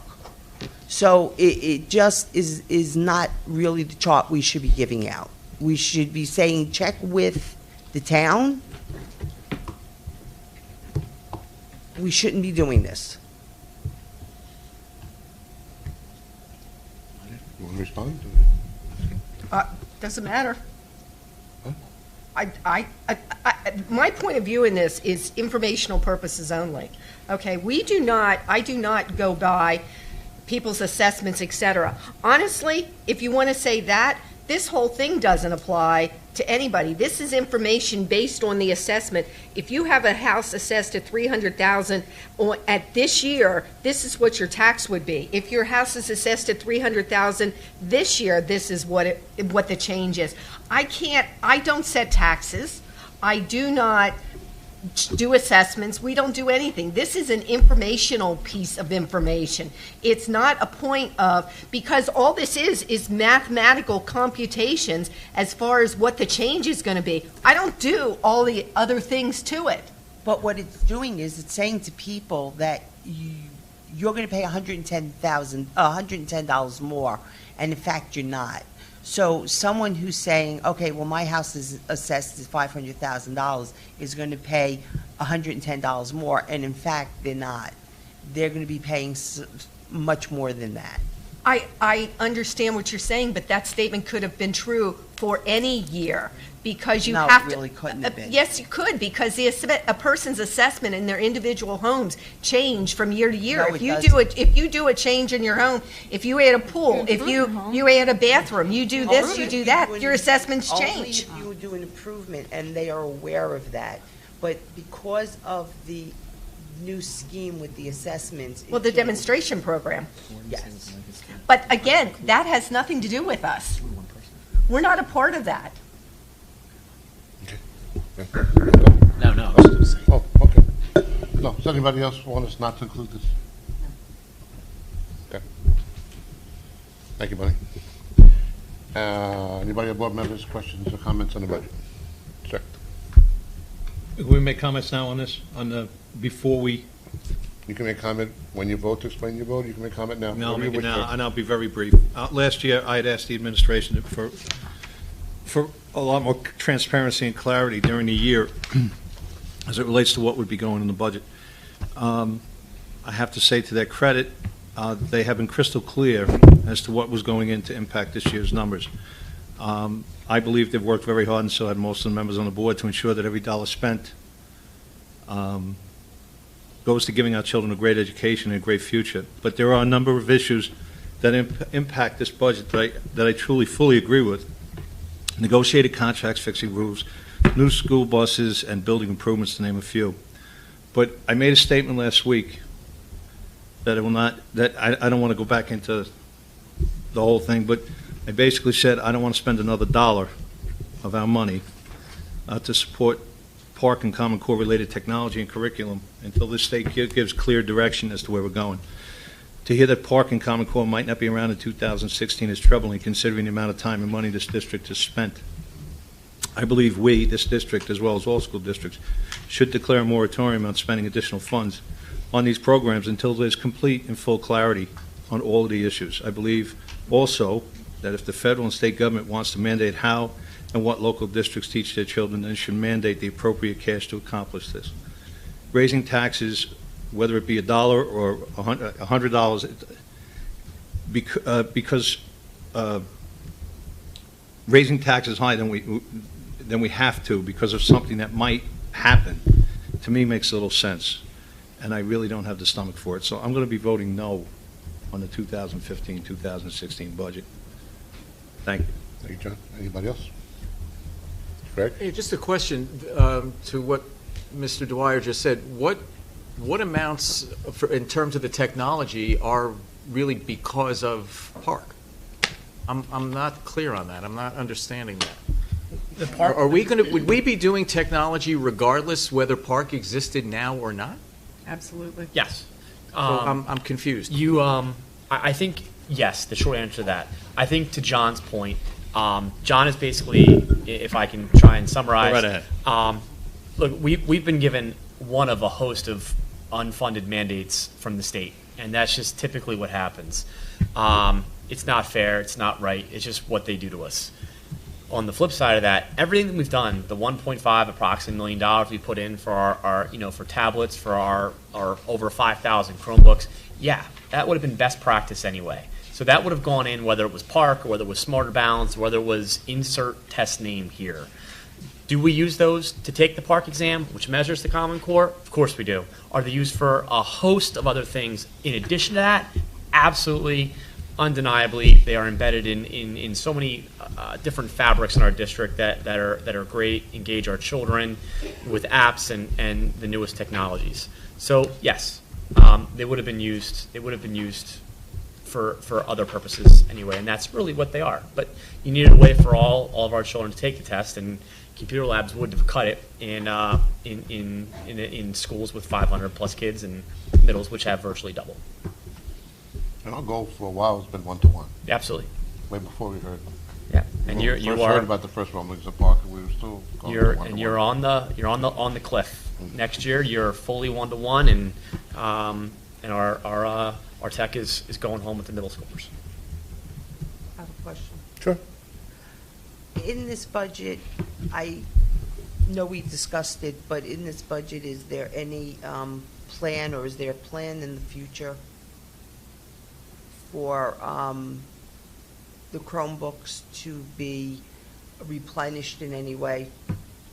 Is it starting in this budget? It's not going to start in this budget, and that really is because they will still be under warranty. What's going to happen is that you're going to need to do another wave of purchase, another purchase through extraordinary aid, to buy extra tech, and as of next year's budget, we're going to have to designate X amount to have as a replacement fund. At this point, really, they're all still under warranty, so there's no issue with that right now, all the Acers that we bought. But yes, going ahead into the 16-17 budget, you will absolutely need to designate What percentage of the Chromebooks are we looking to replace in the future? I don't have that number handy. I think we bought over 3,000 of the Acers, right? 32. 3,200. So roughly. And they're all doing fairly well. So, and they're down. So, the idea is. Are we looking to replace 20%, 15%, 10%? We don't know yet because we haven't had issues with them. We've had very, very few issues, and the guys have been changing them, guys and gals now. I have to be PC. But we've been changing and repairing what we've needed to replace. So I don't know. We'll have a better handle on it next year. Well, and truthfully, you really, I know you want to say plan. something. We don't have that data yet, Bon, and it's not because we didn't want to crunch the numbers. So it's really, you think about it. Really, the use this year, they were all in-house. There really was no travel.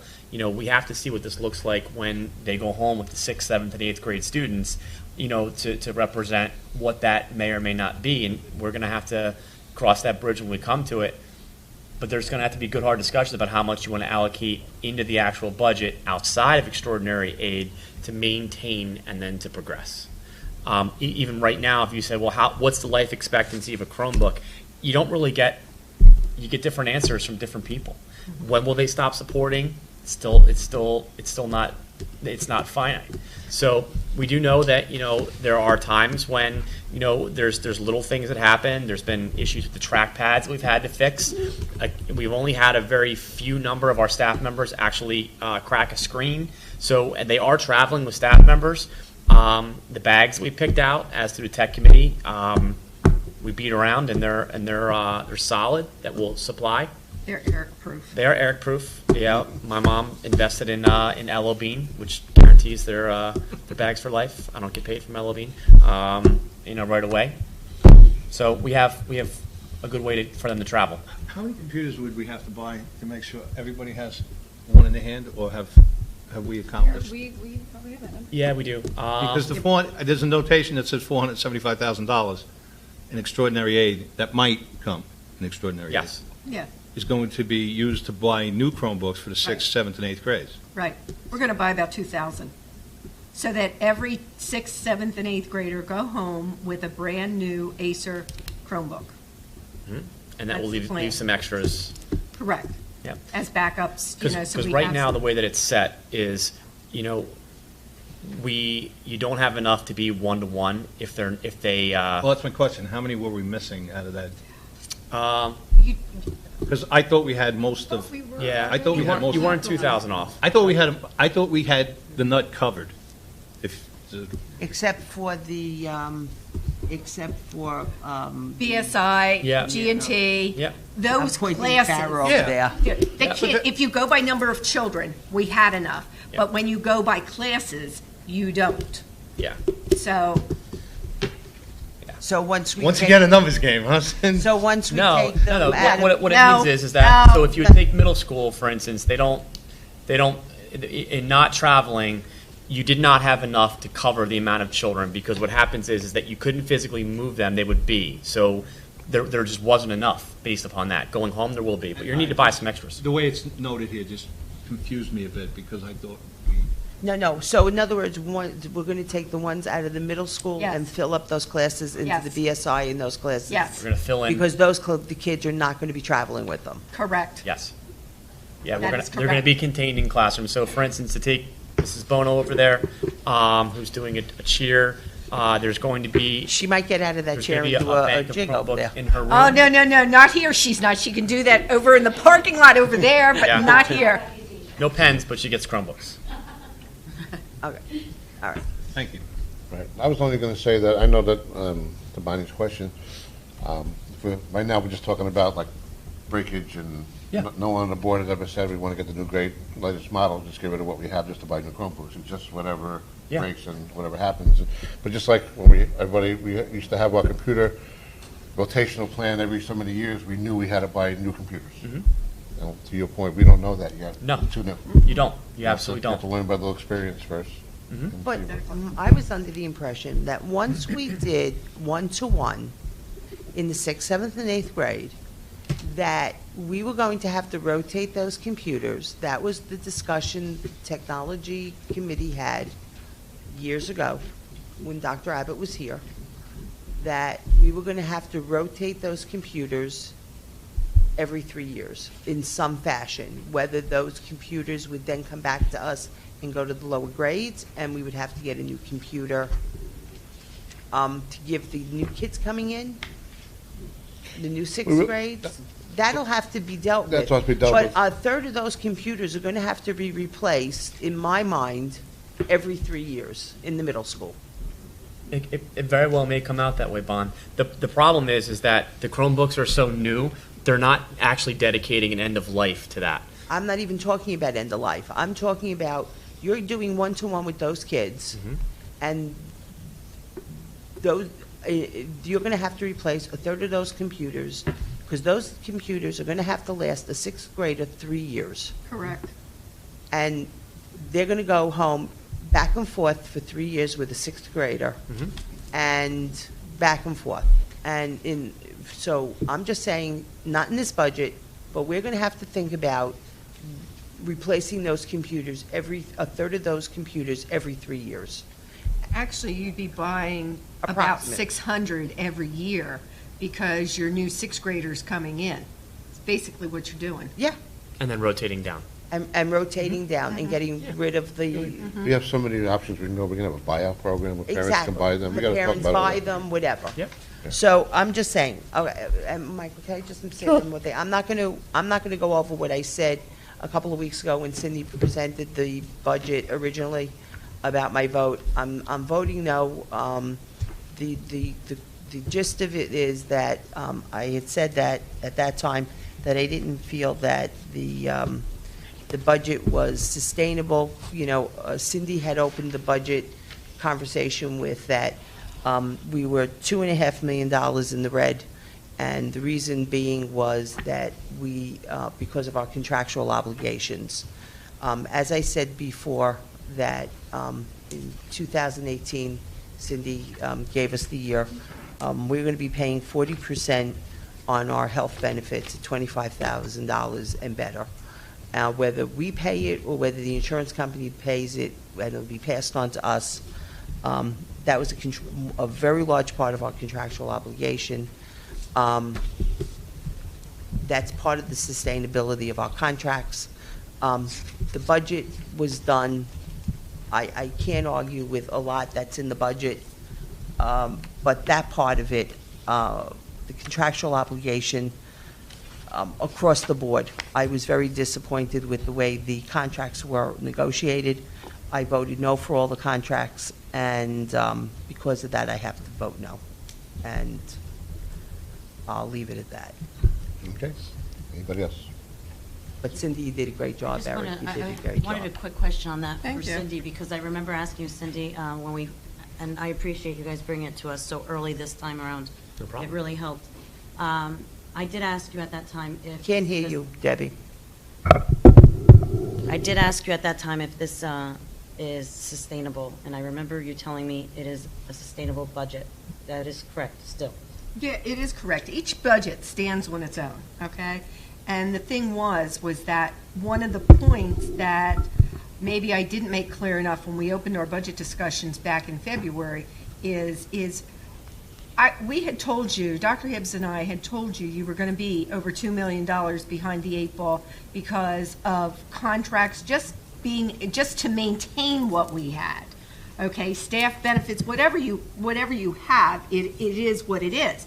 But that has to do with your revenue side because you don't have the things on the revenue side that you need. And this board has been very respectful of the taxpayer over the years, and they have not raised. I'm going to stop you right now because I remember from the first time I've been here on the board, the first year I've been here, this is my 8th and whatever year, that every year we had this budget discussion, you would warn the board that we're not going up high enough, we're not raising our base, and we're going to be in trouble one day. Yep. And the day is Well, the day came. And you're right, we have been very respectful, and the board constantly never went as high as you wanted us to go. No. That's Or right. the superintendent at the time, And we still and we constantly battled with you saying we're not going to do it.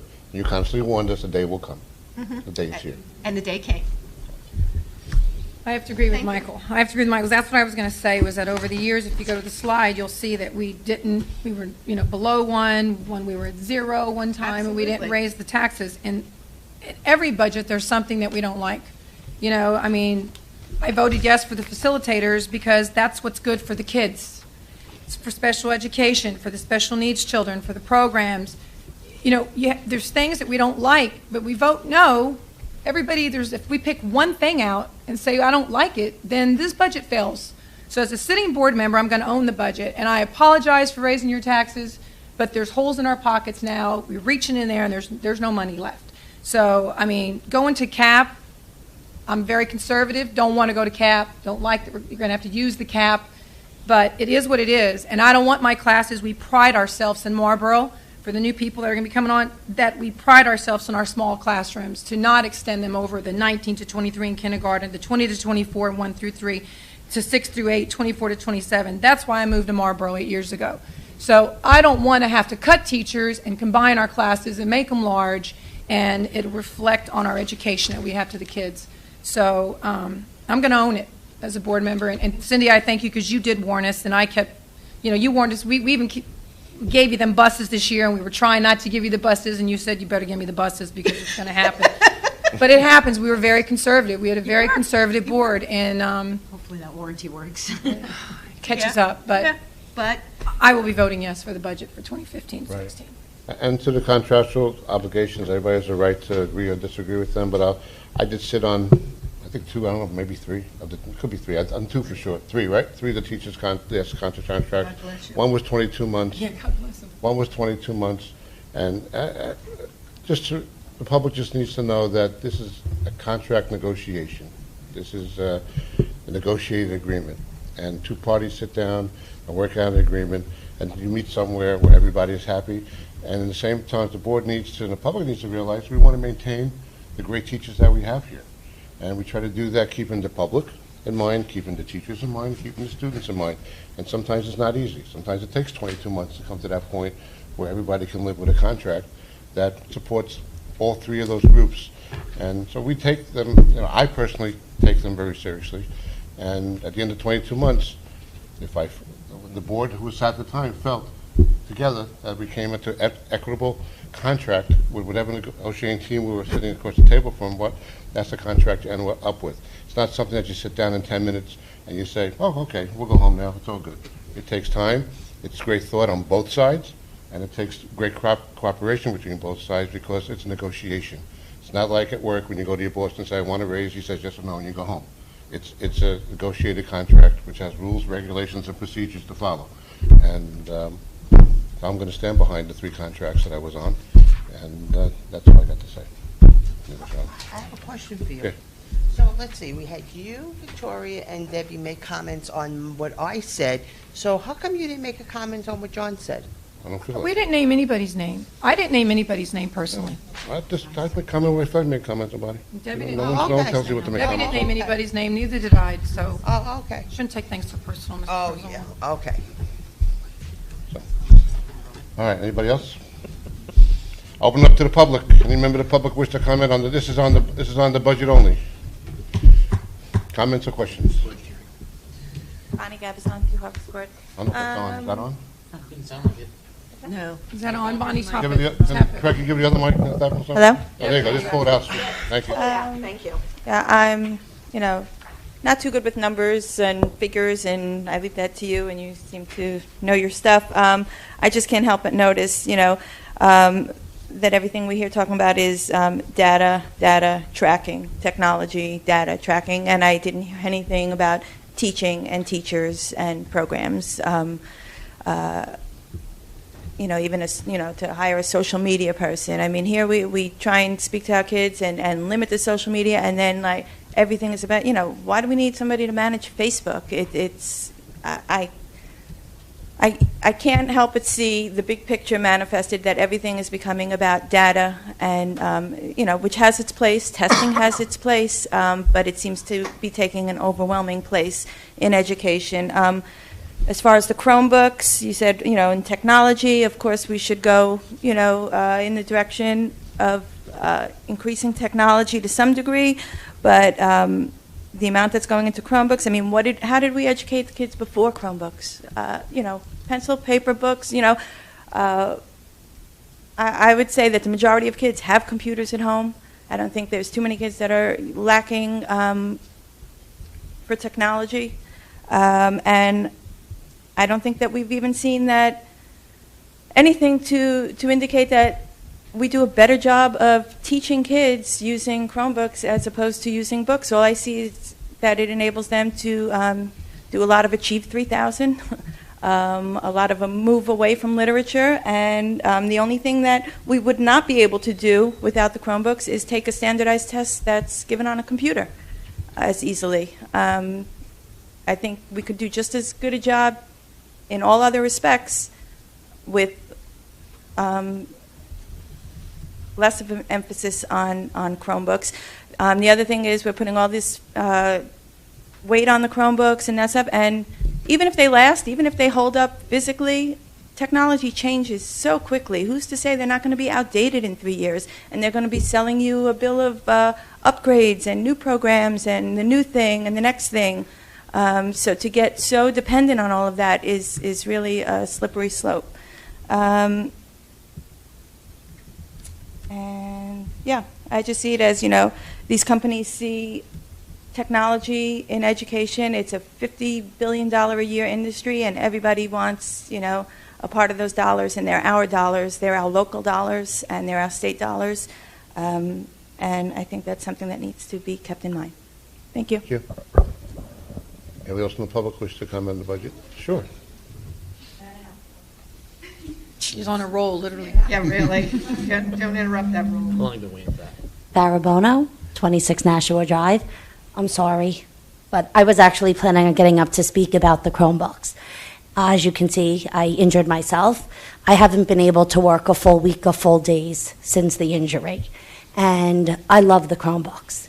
My fourth grade ELA class travels with them every day, and they are on the Google Classroom. They've done virtual museums, and when I injured my foot, I was out of work on Tuesday, so I set up my entire lesson on the Google Classroom. And we uploaded videos. And a lot of the videos on the Chromebooks are blacklisted, meaning because they might come from an entertainment category, you have to get special permission to unlock them. One of my students sent me an email, Trevor. Mrs. Bono, I know you're homesick. I just want to let you know we can't watch the video. Now, what you might not know is through Gmail, we can't email the kids back, even as their teacher. So with that, I hit the video call button. I call into another fourth grade teacher's room. I'm laying in my bed. The Chromebook's on my pillow. My leg is up in the air on ice, and the kids are waving. And I say to them, you need to do me a favor.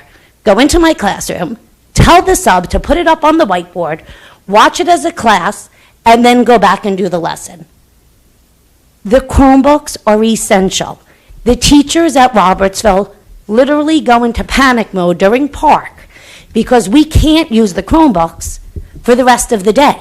We can't use them the next day. This Friday, I have to go for an MRI. I'm out all day. I'm panicked on leaving subplans because I can't have access to the Google Classroom. They are essential to the learning.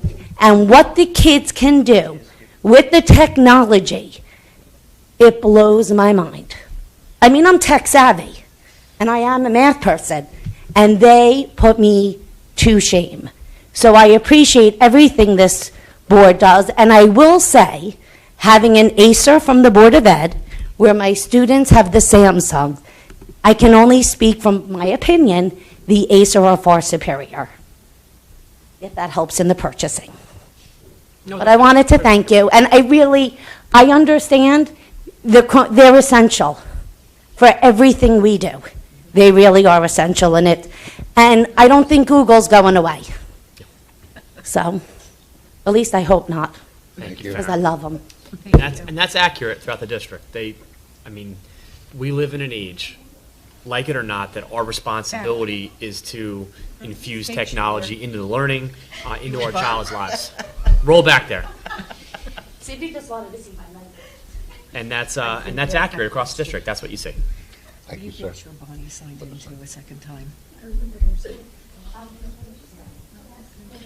That's an accurate reflection of what's happening across the district. It really is. Teachers doing amazing things, and students embedding it right into their learning.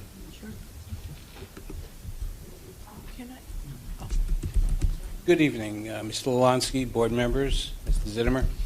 First of all, I'd like to correct Mrs. Dean. You're not going to CAP. You should own 22 Gary Drive. You're not going just to CAP. You're going well into banked CAP. Okay. I'm aware of that. Okay. Well, that's not what you said. You said you will go to CAP. I just figured I'd correct that. I also want to make a comment. Freehold Regional. I know there are board members here who hate those words. But a few years ago, an assistant superintendent who was involved with technology at the time referred to people from the public as technology saboteurs. Technology drives the world. They drive your world every day. They drive my world every day. The rest of you I can't speak to. But I know your whole business is run on computers. Sure is. My whole world is IP-based. Okay. To say that we can go backward and, it's nice to have a book and it's nice to have literature. I don't know if people know what the literature component of Common Core is. Okay, so I don't think they're well informed. But don't fall prey to the saboteurs. Thank you. Thank you. Anyone else in the public? Sure. I was just confused about one quick thing. Excuse me? Mr. Marshall, Amy First Tolan, 7 Thank you. Jefferson Road. You hate me. I don't hate you. You must. I never sign in. I had a quick question. When we were talking about the 1.5 million, and we were talking about regarding how much money was put into the Chromebooks, and regardless of park, we would have had to make that investment anyway for everything that we use the Chromebooks for.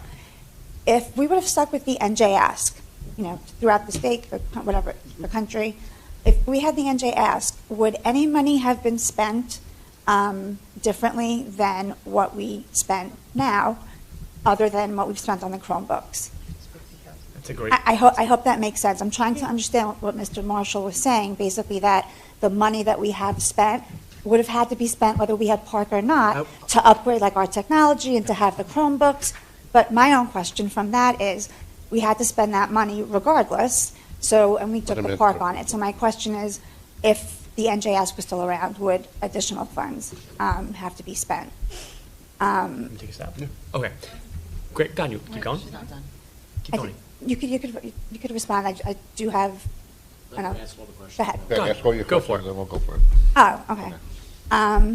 In regard to the Chromebooks, I remember I think it was 7 months ago when I asked Dr. Hibbs what happened, because we did have a request in regard to taking the Chromebooks home, and I think that you had said that at the time it wasn't built into the budget, or you couldn't manage having all the middle school kids going back and forth with their Chromebooks.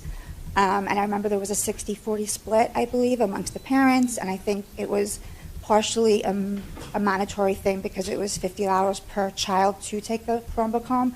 And I think that you've clarified that next year. I just wanted to make sure that next year every child will have a Chromebook to go back and forth to school with. It blows my mind a little bit with these Chromebooks, what goes on, because the school day ends at 2:30, but my son is home, he's doing homework, and if his teacher is up and looking online, if my son Dylan is doing his homework and he's not, his questions are not right, his answers are not right, his teacher will go back and forth in Google Classroom, and Dylan will get an answer, and this way he didn't have to go to school the next day, have a wrong answer, ask why, it's already updated and corrected for him. Comments are made on essays, in the Google Classroom also. It's Google Classroom, and then there's something else, the Google Drive, right? Yeah. So it amazes me that these comments come in and you're able to make those changes in an essay, on an individual basis, because when they're in class, they're with the other 24 children, and it's hard for a teacher to address every child's essay while they're writing it. But to be able to get those comments, come home, see them, make those changes at home, and move on, it saves an incredible amount of time, and it's also documented.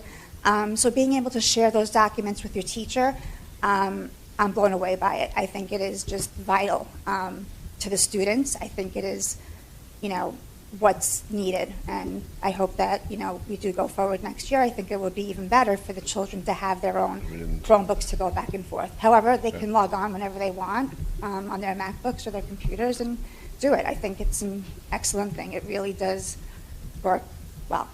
Thank you. So, Thank you, Amy. Anybody else on the budget? No. We'll go on at the end. Yeah, go at the end. Okay.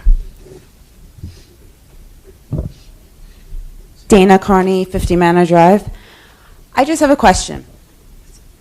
I noticed that the budget for speech was reduced for next year, but yet the amount of money allotted for instructional assistance in classes has increased, as well as the amount of out-of-district placement. Now, I obviously, as a special education advocate, I understand that some children need to be placed out of district.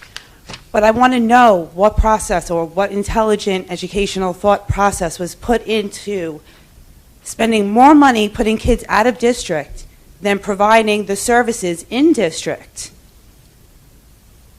It's, penny smart, pound dumb. It doesn't add up. Does anyone? We'll respond, no, at the end, we'll respond to you. Okay, great. Thank you. Anybody else on the budget? Okay. None? Oh. Yeah, sure. My question was, should the budget fail? Should the budget fail? No, my question is, what happens? If it, my understanding is it goes to the county? No, it's already been approved by the county. The preliminary. So what happens? What are the ramifications? The preliminary budget was approved, but if the board, for whatever, you need 5 votes to adopt the budget. So if we don't have 5 votes tonight, in my experience, the county superintendent will adopt the budget for you based on probably our preliminary budget. So the county will, the decision will be removed from your hands and into the hands of the Department of Education. So it's never a good thing when the board doesn't adopt its own budget. In my opinion, it looks bad that now you've kind of turned that decision over to another entity, basically. And they've already approved it. Yeah. They've approved your preliminary budget, so now you're voting on your final budget tonight. But what I'm saying is if they've already approved it, they're... Chances are they would adopt that budget as your final. Yeah. We would look back as we spend months and months and months discussing it, and it would be like, oh, we're going to toss the ball to the county, and we're going to let them take the bag, hold the bag for it. And we're the ones who discussed it, made the decisions, and we were the ones elected to adopt a budget or reject a budget. Okay. I was just curious what happened, what the repercussions were. And thank you. Very good question. I'm glad you did that for the public to know. No, the only to Amy's point, I was actually asking kind of what you were. I just wanted to make sure that if Park was not in existence, would our expenditures or would our budget for technology have been different? So I think we were asking the same thing. I just wanted to clarify. Okay. To Amy's question on what will you spend if it was still in JASC? Well, I entered the picture here after you had, I think you had bought 3,500, was the first way, about almost 3,200 Chromebooks. From my point of view, where we are is where you should be. Whether it's Park, whether it's Smarter Balance, or let's wave our magic wand and take it all away and there's no standardized test, that's where Eric Michael would recommend. And I know that the board would agree because it's used for so much more than just saying we use it for Park. To Farah's comments, to unsolicited too. Yes. We did not supply the roller for her because she said nice things, nor did we give her nice pens, but she did a great job. And Amy, to your comments, and thank you, both of you, for saying such great things about our teachers, because that's an awesome testimony to Marlboro. And it really is, because there are an enormous number of teachers that do exactly just that. They give their free time at 8 o'clock at night, and they're in classroom, and they're helping kids get better because of their love of teaching and learning. So kudos to all of our staff that do that, and to love our kids that much to do that. Absolutely. They truly have, I think, the best job in the world, and I tell them every time I see them at the beginning of the year that I'm jealous because they have those relationships with kids, which are so amazing. So to answer the question, I think it would still be 1.5 mil. The second one, what is the Chromebook plan? They're going to go home with 6th, 7th, and 8th grade children. There's going to be a small fee that's going to offer a replacement if there's an issue that's not tied to negligence, i.e. someone taking the Chromebook and beating someone over the head with it, type of scenario, to make a joke out of it, but you can understand my point. If it's negligence, that's a different story. Just like if someone ripped the cover off a textbook, there would have to be a fine associated. So they're going home, and it's going to be amazing next year. The third thing you talked about was Google Classroom, and you commended all of our teachers. Thank you very much. I think those are your things, right? Dana. When you take a look at our budget, and we're really looking at the slide that it was so hard to read. Well, I can explain. I can interject here with the speech. Speech it's a salary. We've got a retiree and a teacher's retiring, so that's why. That's all. It's only going down $7,000, so that's all. And it was less than 1%. Right. It was 0.7%, equaling about $7,000. Right. And the out of district tuition really only went up by 3%. And we just do that based upon our projections to where we think children need to be. Okay, perfect. So there was no services cut for special No. education to a person retired, and that was the revenue Right. back? Okay. There will be, yes, yes, At a lower salary. At a lower salary then? right. Oh, yeah, yeah, but when you have somebody that's up here and you're hiring somebody here. Good, good. Yeah. Thank you. So that'll close our hearing on the school budget. That'll bring us to page 9, financial and business operations. We have any corrections and changes? Yes, we do. On page number 12. Travel for the first person, Hope Friedman. Yes. It goes up to $1,072.19. Cindy, I'm sorry, where are you at again? Page 12. Page 12, number 7, the first person, Hope Friedman.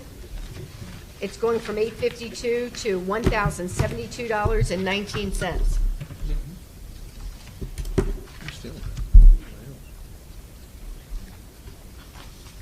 Say it again. For Hope Friedman, how much is it? 1072.19.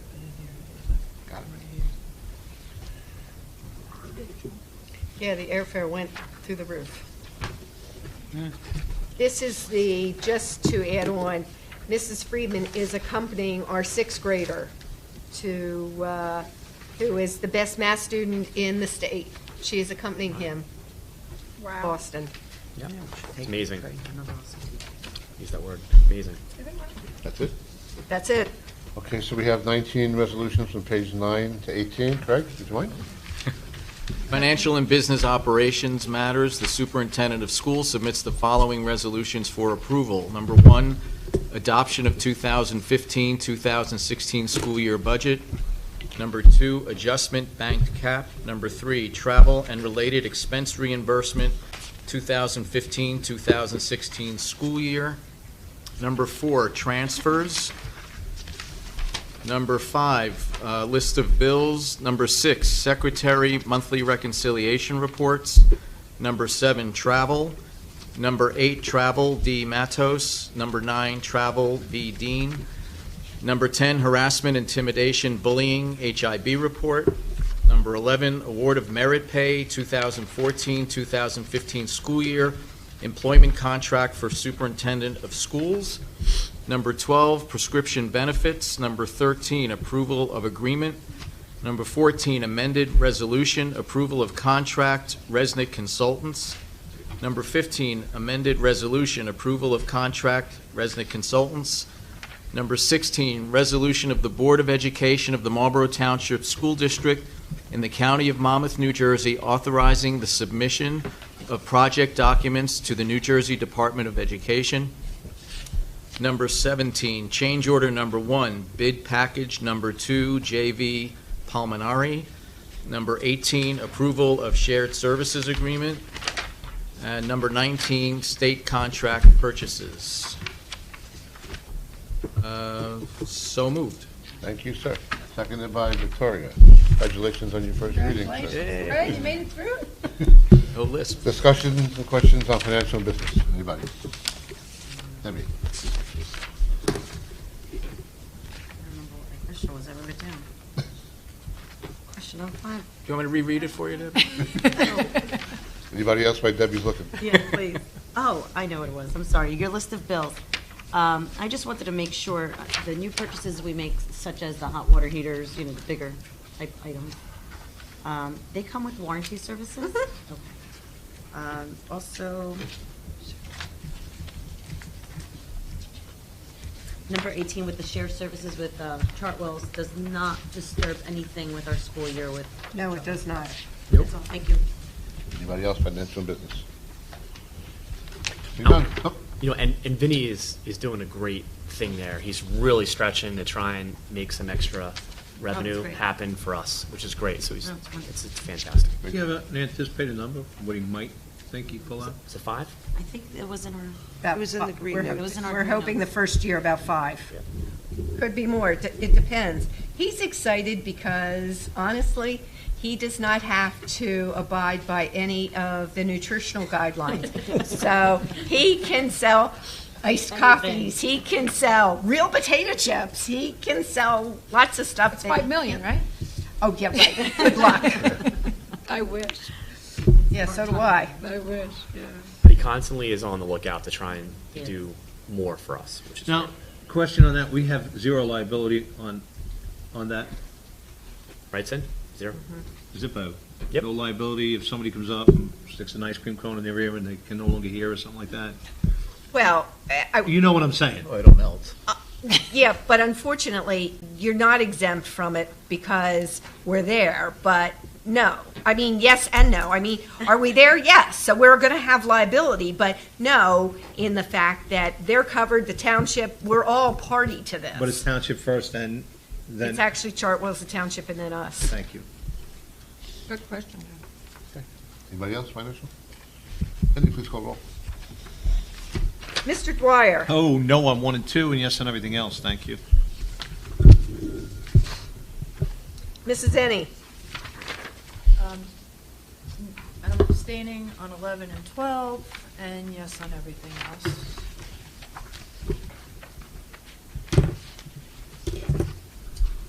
Mrs. Matos. Abstaining on number 8 for my own travel, and yes on everything else. Mrs. Rosenwald. No on 1 and 2, and yes on everything else. Mrs. Dean. Yes on everything, abstaining on number 9, my own travel. Mr. Marshall. Yes. Mr. Lalansky. Yes, Thank you. Thank you all. you're welcome. Thanks. I have a budget. You got a budget. Tally ho. It's a good thing. Yeah. Page 19, curriculum matters, Bonnie. Superintendent of Schools submits the following resolution for approval. 1, approval of revised gifted and talented curriculum guide. I so move. Thank you, Bonnie. Seconded by Dara. Questions or discussion on the curriculum guide? Matters. And this is the Okay. next generation science standards that were updated again. That's what I was going to ask. Just that was updating. You didn't change anything. Nope, absolutely. It just reinserted the next generation science standards for flight. Okay, Cindy, please call the roll. Mrs. Dean. Yes. Mr. Dwyer. Yes. Mr. Marshall. Yes. Mrs. Matos. Yes. Mrs. Ennie. Yes. Mrs. Rosenwald. Yes. Mr. Lalansky.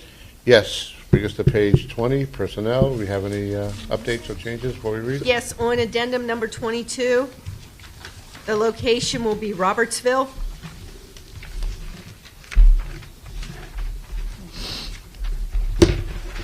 Okay, That's it. that's it. So we have pages 20 to 29, 29 resolutions, and we have 2 addendums. Victoria, please, if you don't mind.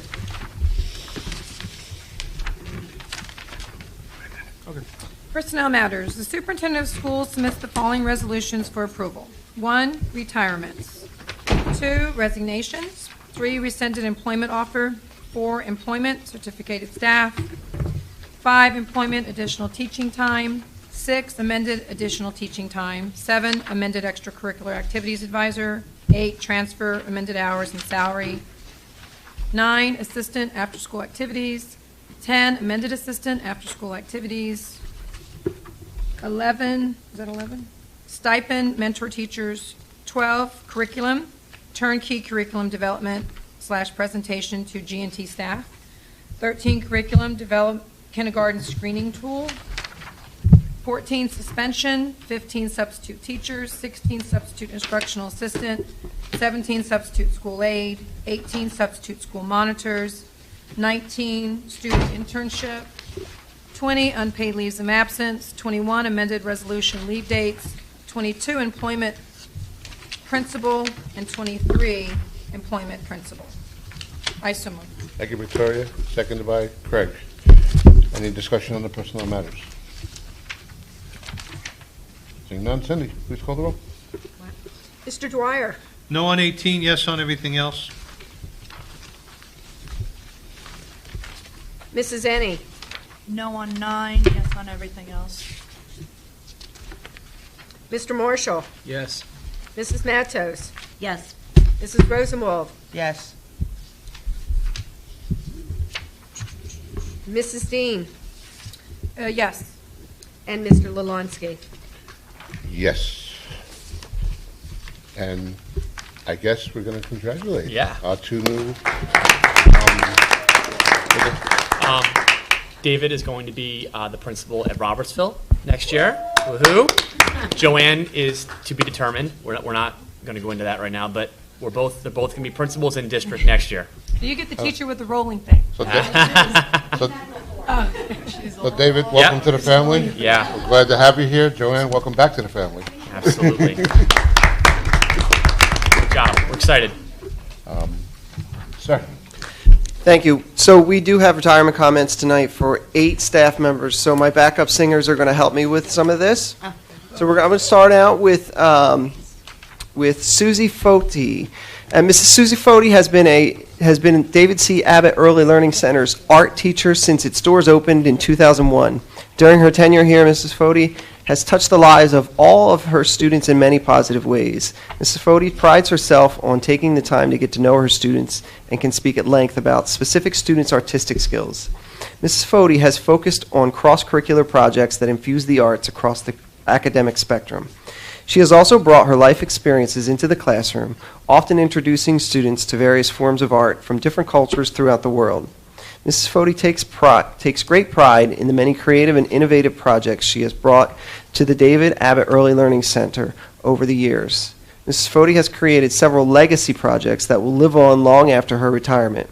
These include a mobile displayed in our main foyer, a mural in the main hallway, and many creative displays throughout the building. Mrs. Foti views retirement as the start of her next life journey.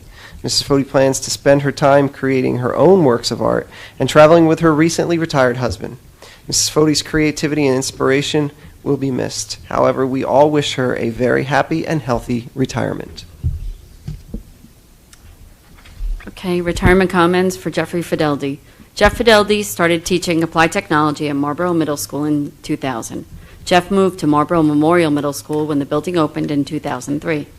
Jeff utilized his expertise to incorporate computerized modules into the applied technology curriculum and helped to transform the applied technology program to incorporate present and future technologies. Jeff has always been a great colleague, always willing to assist a fellow teacher, whether it be creating a yearbook display, preparing something, or offering some professional advice. Jeff is a kind and caring person that is always there whenever you need him, and he will be missed at Memorial Middle School. Jeff's retirement plans include fishing, golfing, kayaking, traveling, and spending time with his wife Lucille and son Mark.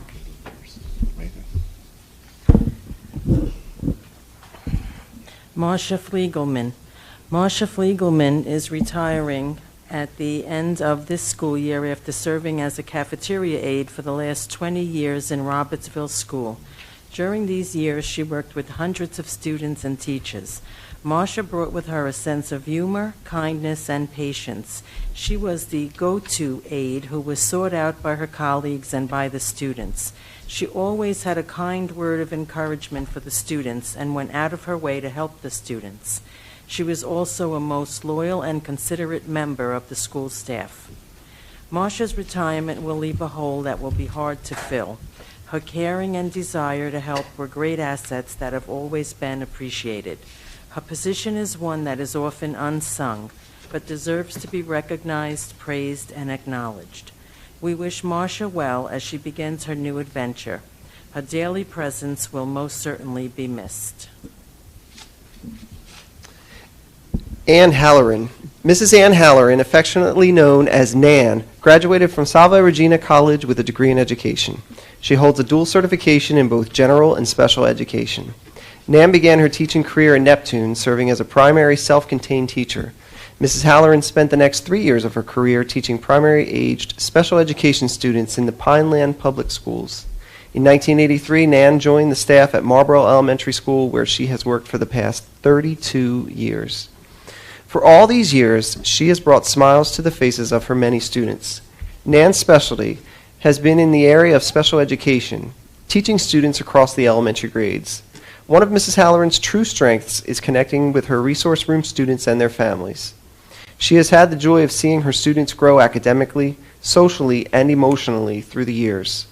Nan also relished the relationships fostered with her colleagues, stating, "I have worked with wonderful people and developed meaningful relationships. I will miss leaving Morel." After the end of this school year, Nan looks forward to traveling, visiting friends and family, completing projects, and volunteering. Retirement will also afford Nan the opportunity to spend more quality time with her husband Jack and their two daughters, Erin and Kristen. We wish to commend Nan and express our appreciation for her many years of laudatory service to the district and to the students of the Marlboro Elementary School, and further wish her the best in her post-retirement years. Okay, Mrs. Linda Morrill. Mrs. Linda Morrill began teaching in Marlboro at the Asher Holmes Elementary School in 1995 as a kindergarten teacher. In 1996, she transferred to Dugan School to teach second grade, a position where she has nurtured Dugan's second grade children for the last 19 years. Mrs. Morrill greets each day with a contagious energy and enthusiasm for her work with children. The students of her class, both past and present, truly understand the gift of a love for learning. Her ability to connect with all her students, strengthened by her whatever it takes attitude, has continually fostered the type of self-acceptance and confidence that has compelled her students to honor their own gifts and reach their personal best. This work ethic has framed her approach to teaching, as illustrated by her accolades as an MTEA delegate, mentoring new and student teachers, serving on Dugan's INRS committee, and coordinating Dugan's science fair. Ms. Morrill's energy and dedication has oftentimes extended beyond the walls of her classroom and buildings. She has served the district on numerous occasions as a member of Curriculum Council, working to revise and rewrite curricula and bring new experiences to students as a recipient of the Marlboro Education Foundation's grant program. Inspired by a genuine passion and care for children, she is highly regarded as a resourceful colleague, often working well beyond the school day to reflect on her practice and the progress of her students, always striving to creatively reach each student in her unyielding mission that every student succeed. A common remark of students and parents, both past and present, is of the gratitude they feel for having Ms. Morrill fill this special place in their lives as a memorable and caring teacher. While she shares that leaving her calling is difficult, she is ready to begin a new chapter in her journey, a journey that includes living by the water here in New Jersey and days filled with family, friends, and occasional travel. On behalf of the entire Dugan and Marlboro community, we are grateful for her years of service to children and families and her friendship. We wish Ms. Morrill happiness and health as she explores the next chapter of life and hopes she always remember the doors of Dugan will remain open to her when she comes to visit. Katie Guzman. For the past 14 years, Katie Guzman has been sharing her talents with the students of Marlboro.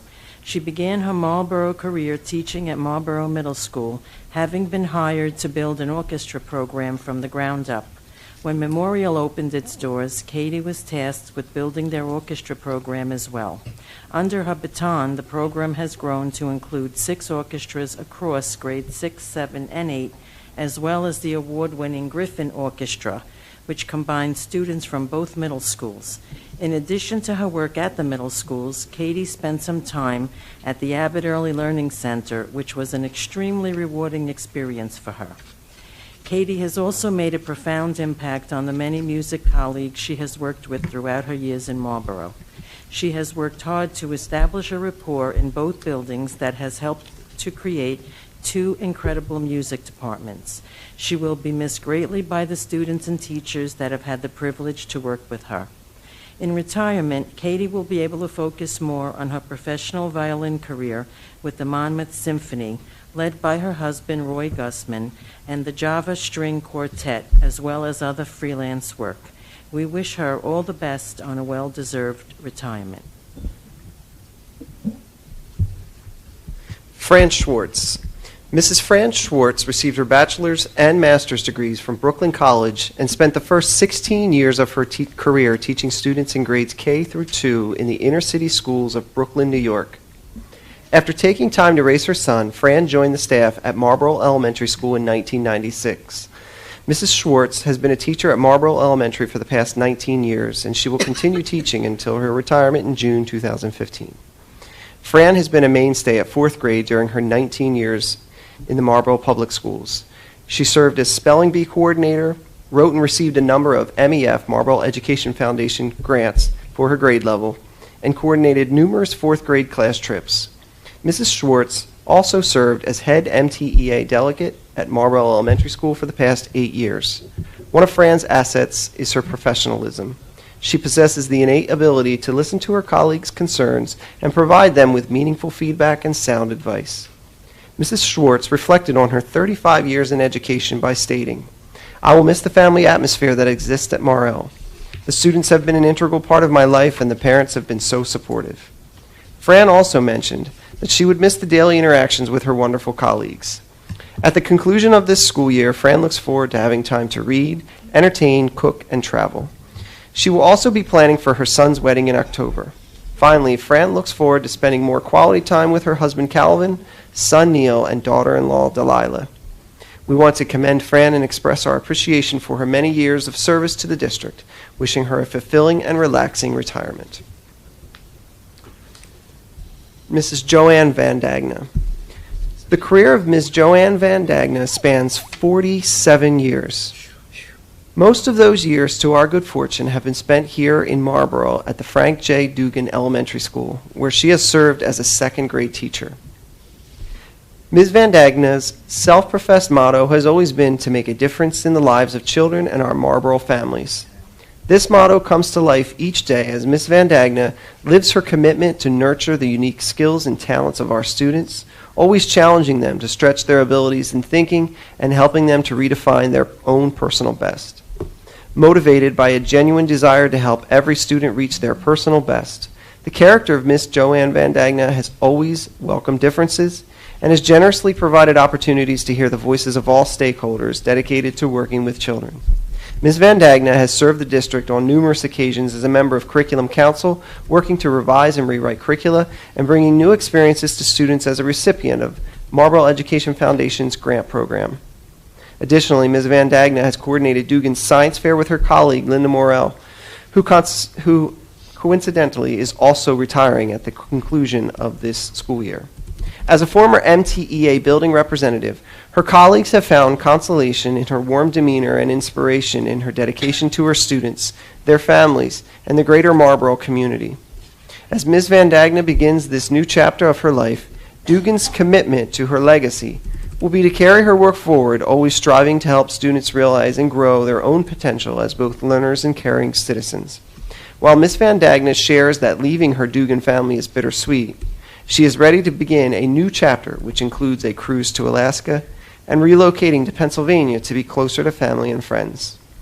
On behalf of the entire Dugan and Marlboro community, we are grateful for her years of service to children and families and her collegiality and friendship.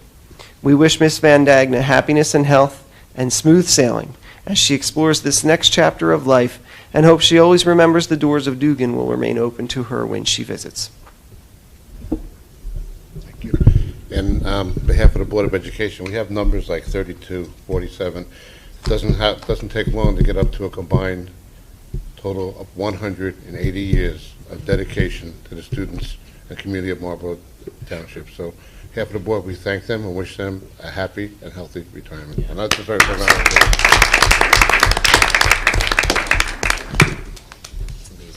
It's amazing. Policy Development and Community Relations, page 30. Debbie, please. Policy Development and Community Relations Matters. The Superintendent of Schools submits the following resolution for approval. Number 1, second readings, Regulation 2330, Regulation 9180. I so move. Thank you, Debbie. Seconded by Victoria. Discussion on the second reading, the first reading? Second reading, I'm sorry. I'm getting old. Policy Development, anybody? Call. Mr. Dwyer? Yes. Mrs. Ennie? Yes. Mr. Marshall? Yes. Mrs. Rosenwald? Yes. Mrs. Dean? Yes. Mrs. Matos? Yes. Mr. Lalanski? Yes. We're going to be pulling our Policy Development and Community Relations first readings. So I guess the next meeting, sir? The following workshop? Okay. So we'll move on to our discussions. Liaison reports. New Jersey School Boards. That's me. Go.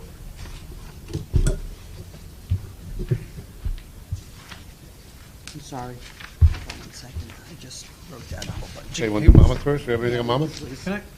Can I ask just a quick question for clarification, whether it be Bonnie or Dr.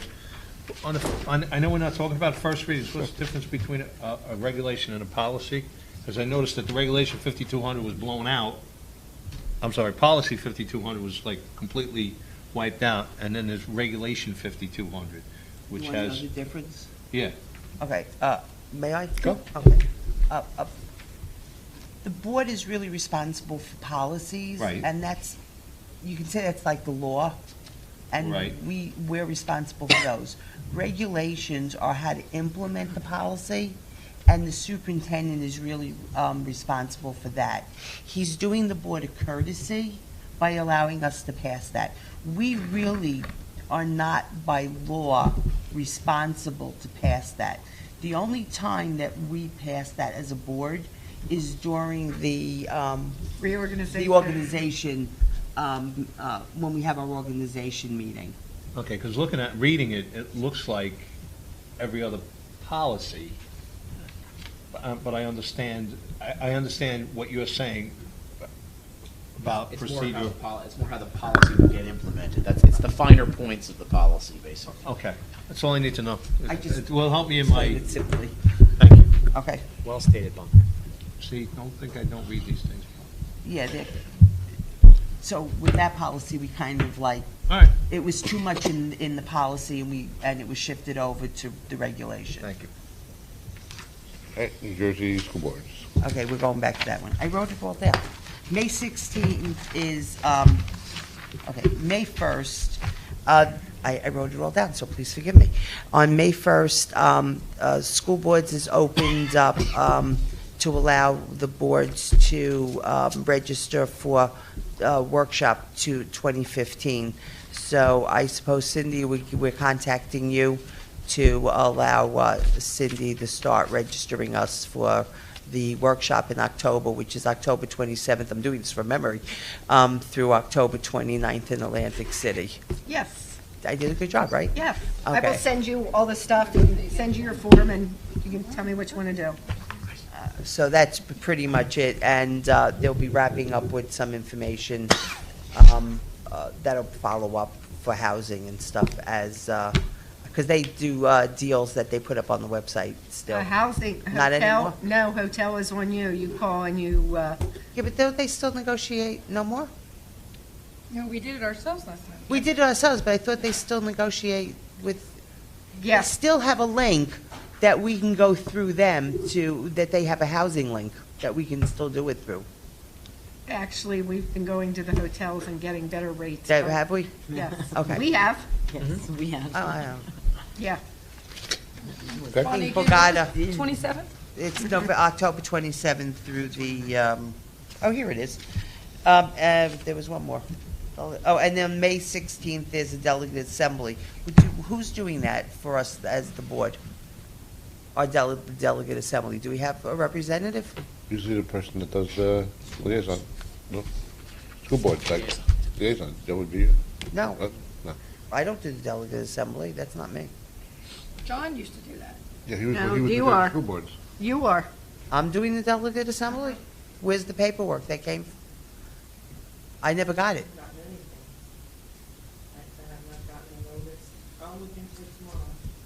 Because it's May 16th, I never got anything. Okay. Thank We'll you, check Ms. into it. Good for school boards, Bob? That's it. Okay, thank you.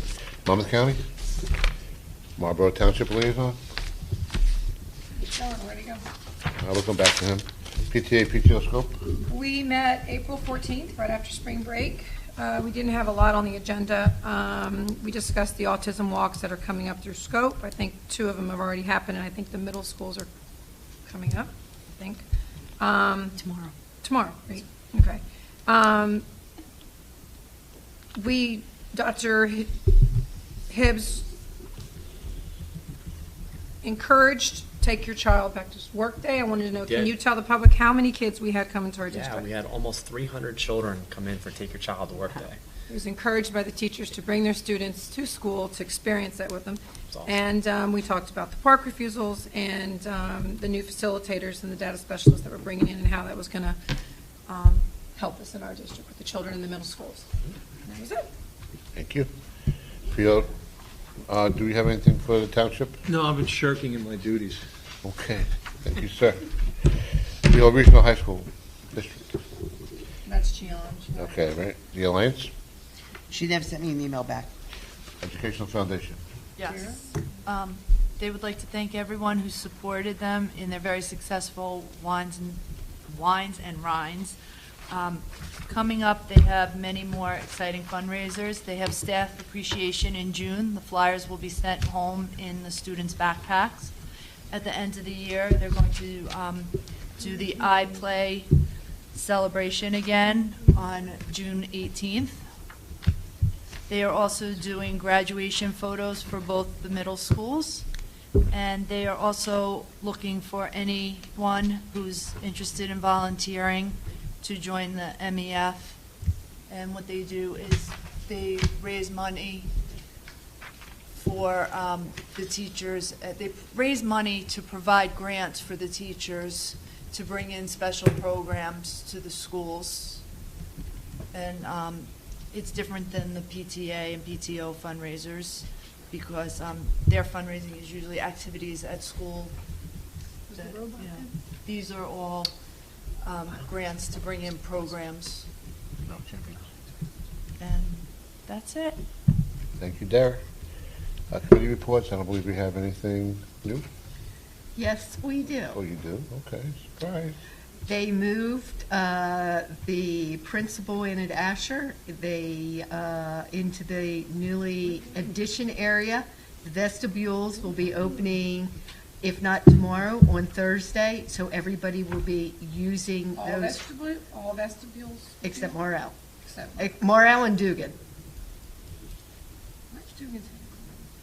We have a problem with the storefront. Doors So all and windows all came vestibules in? except What? Morel All and the Dugan. doors and windows came in? The windows came in. Yeah, they're coming. Okay. It opened, let's leave it at that. Thank you, Cindy. But it looks very good. We'll have, I want to set up a meeting hopefully for next week or the week after. Okay. Okay. What? I didn't hear you, Cindy. Setting up a meeting next week or the week after. A meeting with. Buildings and Buildings and Grounds Buildings and Committee. Grounds, okay. I didn't hear you, that's why I wanted That's to okay. repeat it. Okay. Will you give us a couple of dates? Or were you just going to, can you give us a couple? Couple dates? choices there this time?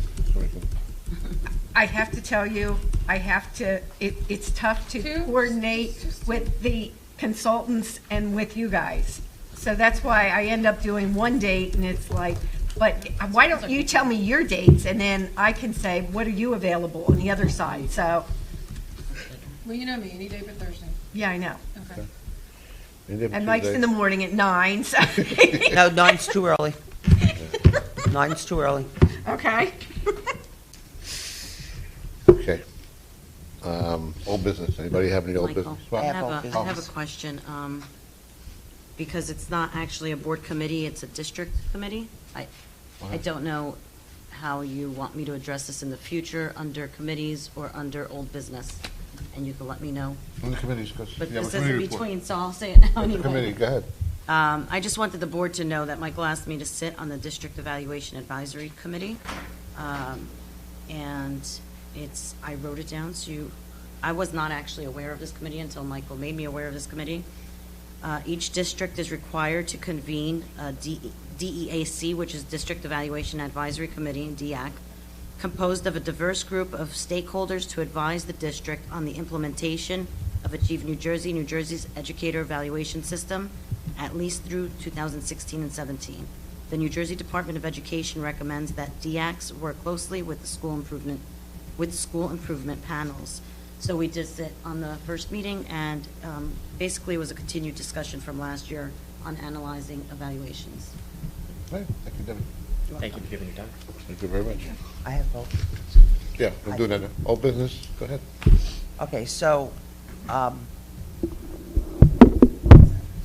think this is all business. I'm sure it's all business. We pulled all the first readings of the policies, and it bothers me. And it bothers me because we take Craig Vaughan and his staff countless hours to do these policies, countless hours.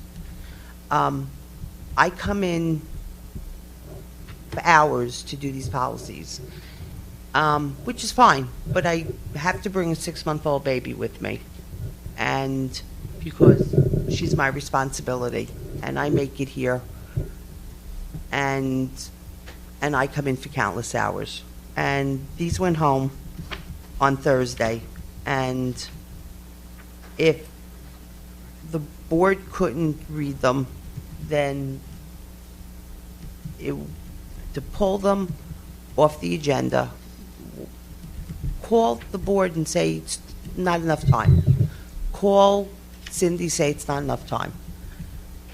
But to just pull them when the public is expecting us to talk about them, and not to give a reason why when 4 of the board members didn't have the time to read them. And for the same reason that I sit here and at the last minute, I get a phone call from you, Michael, to say, can you come in tomorrow or the next day or whatever, it's because we need you to interview 4 principals. And I say, I can't because I have my granddaughter, and then I can do it on Monday, but I can't do it on Friday. And then the superintendent calls me and says, no, I need you, bring the baby. And I'm interviewing 4 principals with a 6-month-old baby. And there's 7 other board members that couldn't come in. And I'm here with a 6-month-old baby who decided at that minute to have a meltdown during one of the interviews. A major meltdown. And thank God for Cindy, who took the baby out of here so that we could continue the interview. But there's 7 other board members who could have or should have come in instead of me. I'm not the only other person on this board. Now, granted, I'm around, and I have a responsibility also. So, this board has to do better in freeing up their time. They wanted to be on the board, so you got to free up your time to be here. And anybody could smirk, and anybody could laugh from the audience, and that's fine.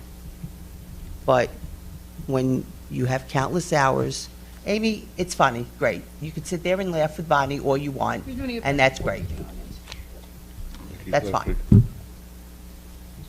But the reality is, we all wanted to be on this board, and we all have to give up our time, and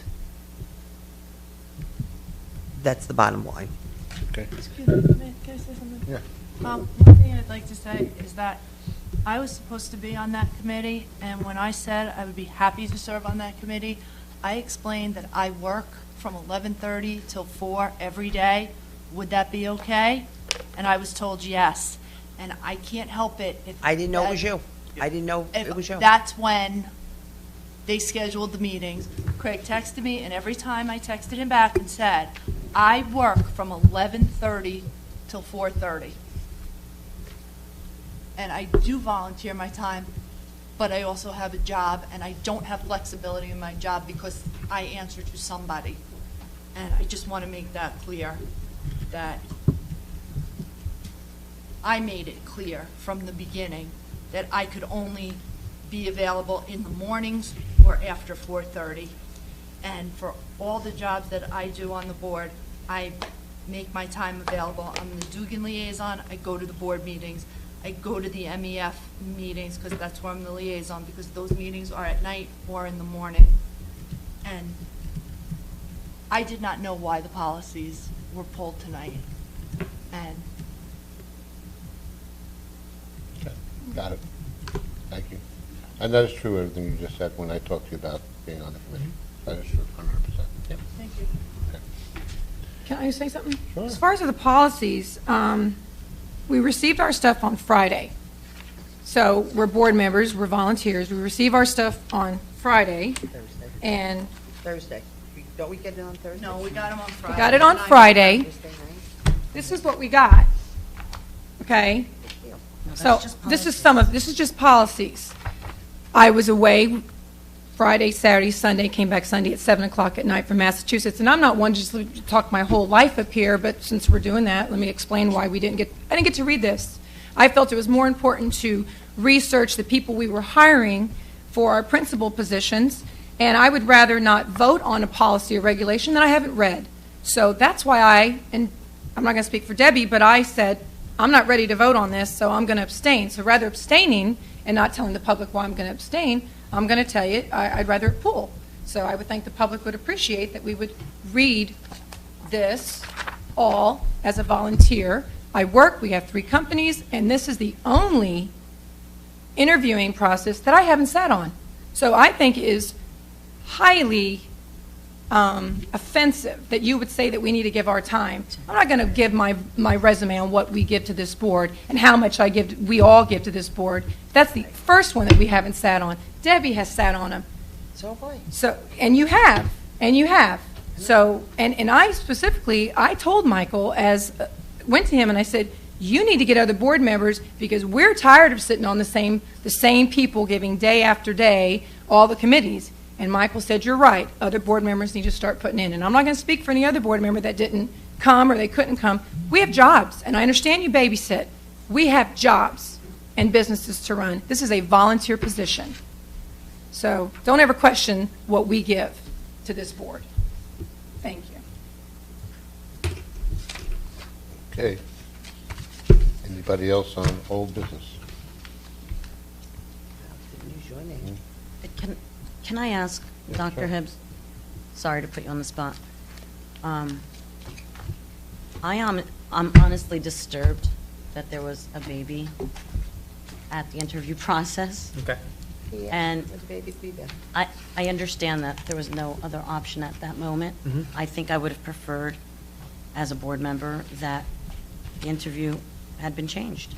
It fell on a bad date for everybody, obviously. I just would like to see in the future if the child cannot take care of himself or herself out in the lobby during this process. I'm sure you would agree. You would prefer not to be here with the baby.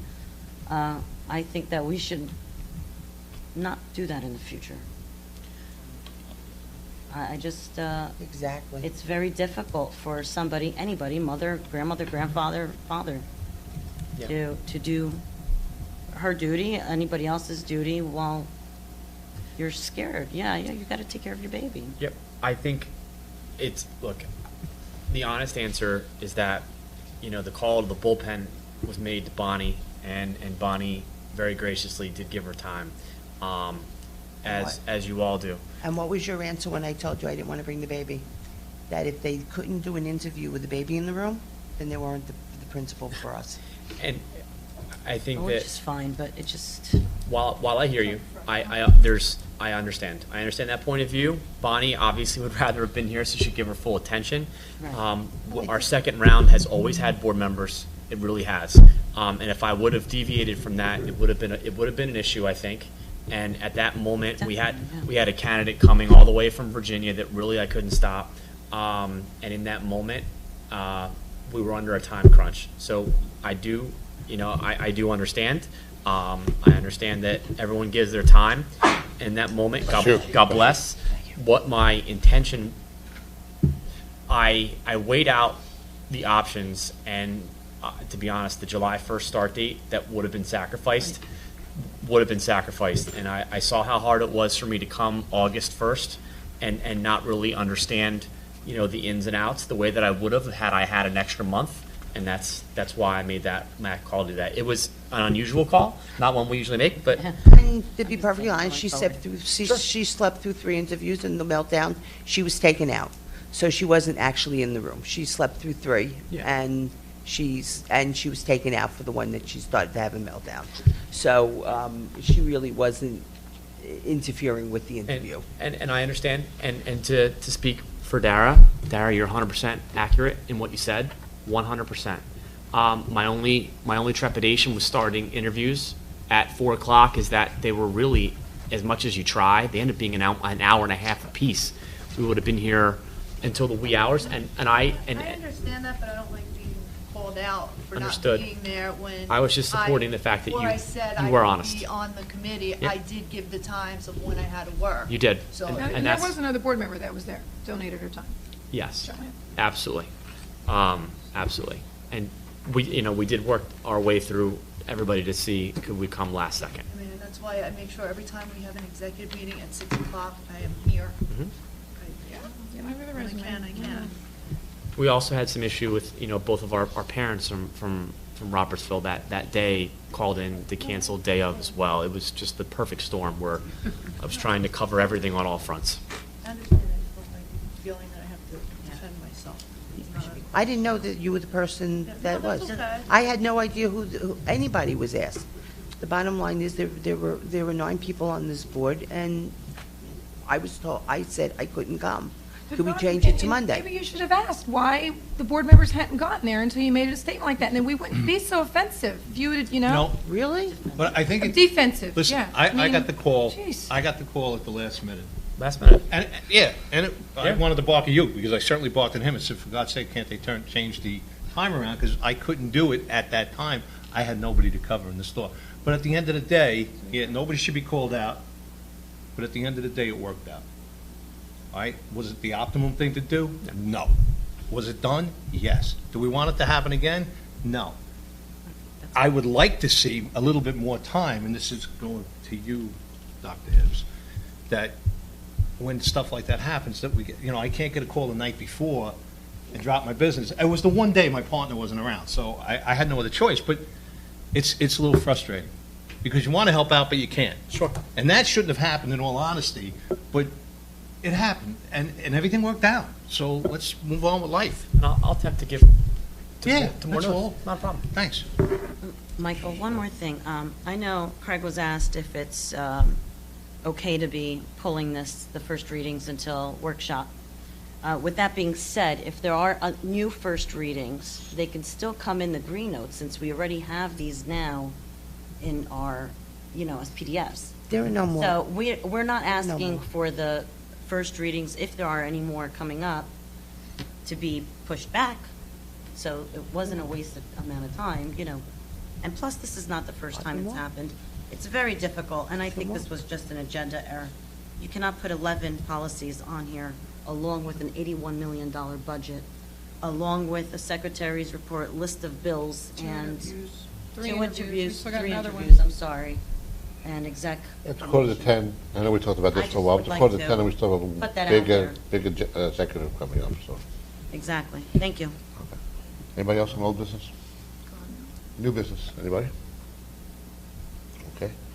Before we go to final public session, Cindy, I forgot, I apologize for, I just wanted to thank you and your team for preparing the budget, along with Dr. Hibbs, and all the hard work, we all know the hard work that goes into preparing a budget every year, and I forgot to thank you so much. Thank you. Yeah, Cindy worked very hard. Great job. Thank you.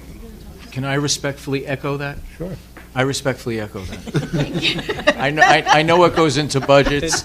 Do we need to talk? I know what it's like to analyze them, and I think you guys did a hell of a job. Thank you. Thank you. I appreciate that very much. It's not easy and stuff, but it's just, it's getting to the process and getting to it. And sometimes while you don't like my answers, it has to be my answers, but. It's defending I it. would- Defending it is the hard job. Exactly. Preparing it, but then defending it. And when you're up to such scrutiny, sometimes it becomes, sometimes it's a no-win, but we try to do what's best for everybody. So. Yeah, exactly. And Mr. Lulanski, I have to thank you for chiming in on when I was talking and explaining what was going on, because I'm on this side saying, do this, do this, do this. I'm on this side every year saying, no, we're not going up that high, no. You gotta raise it, no, sorry, you can't. Sharpen your pencil. We can tell you, go sharpen your pencil. Yeah, well, Do we need to discuss the teacher course workshop reimbursements, or is that no, it's just for informational purposes. perfect?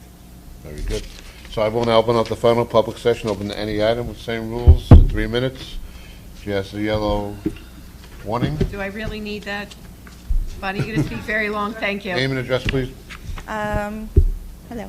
Hello. Bonnie Gabazon. Bonnie Gabazon, 2 Harvest Court. Thank you. I'd like to refer back to some comments in the first public session. I want to thank Ms. Rosenwald for clarifying what she meant by I will suffer. And I think it's interesting to note that what you meant by that was that you weren't, going to introduce me to contacts that you would have otherwise based on my advocacy because of comments that Amy made. I believe that was your clarification of what you meant by I'm going to suffer. And I think it's interesting to note that based on something that you're taking very personally, you would, form your opinion on what you will or will not do for somebody based on how they're advocating for education. So I think that's important to note. I also, cannot just sit there and listen to like 2 bold-faced lies. I thank Mr. Lalansky for clarifying and confirming that I asked you to come over and listen to the conversation. And I would like to ask Mr. Zittimer if that was your perception as well, that I asked you to come over so that I can relate the comments to me. And the second lie was that that I approached you in conversation, and I think John can clarify that because it was Mr. Dwyer and myself who were talking. So I think you can provide some insight as to whether I addressed Ms. Rosenwald in any way prior to that, or whether she came over and inserted into the conversation and addressed me first, because I think it's very clear there are other people there. And I also would like to say that I find it very offensive to refer to someone who I work very closely with on matters of what's important to us educationally, and to refer to parents as Siamese twins, which is kind of an offensive term and an outdated term for something that is a serious affliction. And it's just derogatory in nature and really below the line for a board member to be addressing parents who come here speaking. Thank you. So my question is to Mr. Zittimer. If your impression, or I'm not going to answer these questions. Okay. Sorry. Okay. And Mr. Dwyer, if you would. After they're done, I'll Thank you. ask them if they'd like to answer. Anybody else like to speak on any item? I just, Okay. I was under the impression that I would have a second session. No, It's executive session. It'll be tomorrow. I will. Thank you. Okay, four of them. Anybody else? Yeah. I just want to say Name, that address. Amy, Thank first you. hole on 7 Jefferson Road. I just think it's shameful what's going on, and I did have hopes when Mr. Zittimer was joining the board that these things would not go on. Clearly, we come here to speak about education and how to improve for our children. We don't come here to be name-called, and I just wanted to clarify what I said in the first public session in regard to being approached. When I was approached, it was all about profanity and vulgarity to describe everybody. I don't think I was clear about that. I don't want to waste one more second on any of these things, even though this meeting started out that way. It went on during the meeting. It's coming down to this. I don't want to come down to this level. I can't.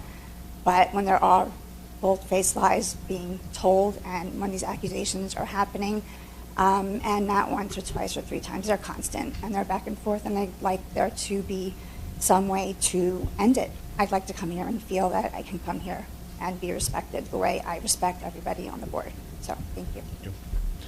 Anyone else from the public wish to address the board on any item? I see none. Michael. Oh, yeah, sorry, I forgot. Clearly, I remember the conversation because the 3 of us were having a nice conversation, and all I remember was Bonnie coming over. When Bonnie came over, I can't tell you what the conversation was because she started talking to you guys, and I walked on to other things. That's as I remember it, clearly remember it. I don't remember. I apologize if It's all right. don't remember the circumstances. I do remember us you speaking to me about Park and having a conversation about Park. I don't remember walking over, but I do apologize if I walked over. I honestly do not remember that. Okay, no, whatever. Yeah, whatever. Okay, Before I read executive, Cindy, are we going in? Because it says we're coming back after. We're not coming back. Yes, you are. Oh, we are coming back. Mm-hmm. Okay, I'll read it. Mike, Debbie wants to. Oh, I'm sorry. Debbie, Saying please. Are you saying action may be taken when we come out of? Yes, action will be taken. Will be taken. Okay. On a personnel matter or we should at least let the public know what category it's going to fall into. Personnel matter. Personnel matter, okay. Say it then. She'll do it on the 5th. Okay. Closer to the date. Okay. I will now read the executive session resolution. Be it resolved that in accordance with the provisions of the Open Public Meetings Act, the Marlborough Township Board of Education shall conduct a closed executive session pursuant to the personnel and legal sections required by NJSA 10:4-12. Purpose discussion and interview candidate for position of supervisor of buildings and grounds, discussion of school safety and security, personnel matters, and as well as a student matter. Anticipated that the length of time executive session will be 60 minutes, and action will be taken in public after executive session.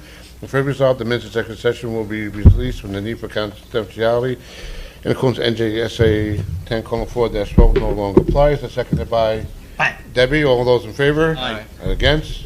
No. I will make a motion to adjourn to executive session, seconded by Aye. Debbie. All in favor? Aye. Thank you all. Thank you. I know, exactly. I'm worried about the Phones on. Put your microphones on. Back in session. We have two addendums to personnel Do matters. a roll call first. Oh, okay. Here. Cindy, roll call, please. Yeah, because we have people missing. Mrs. Dean? Here. Mr. Dwyer? Here. Mrs. Ennie? Here. Mr. Marshall? Here. Mrs. Matos? Here. Mrs. Rosenwald is not. Mr. Lalonsky? Here. We have two addendums to personnel matters, addendum 24 and 25. Vicky, please. Personnel matters. The superintendent of schools submits the following resolution for approval. 24, employment, supervisor of buildings and grounds. 25, medical evaluation. I so move. Thank you, Vicky. Seconded by Dara. Any discussion on these addendums? Seeing none, Cindy, please call the roll. Mr. Dwyer? Yes. Mr. Marshall? Yes. Mrs. Matos? Yes. Mrs. Ennie? Yes. Mrs. Dean? Yes. Mr. Lalonsky? Yes, I will make a Thank motion you. to adjourn, seconded by Debbie. All those in favor? Aye. We are adjourned. Okay. Thanks, everybody.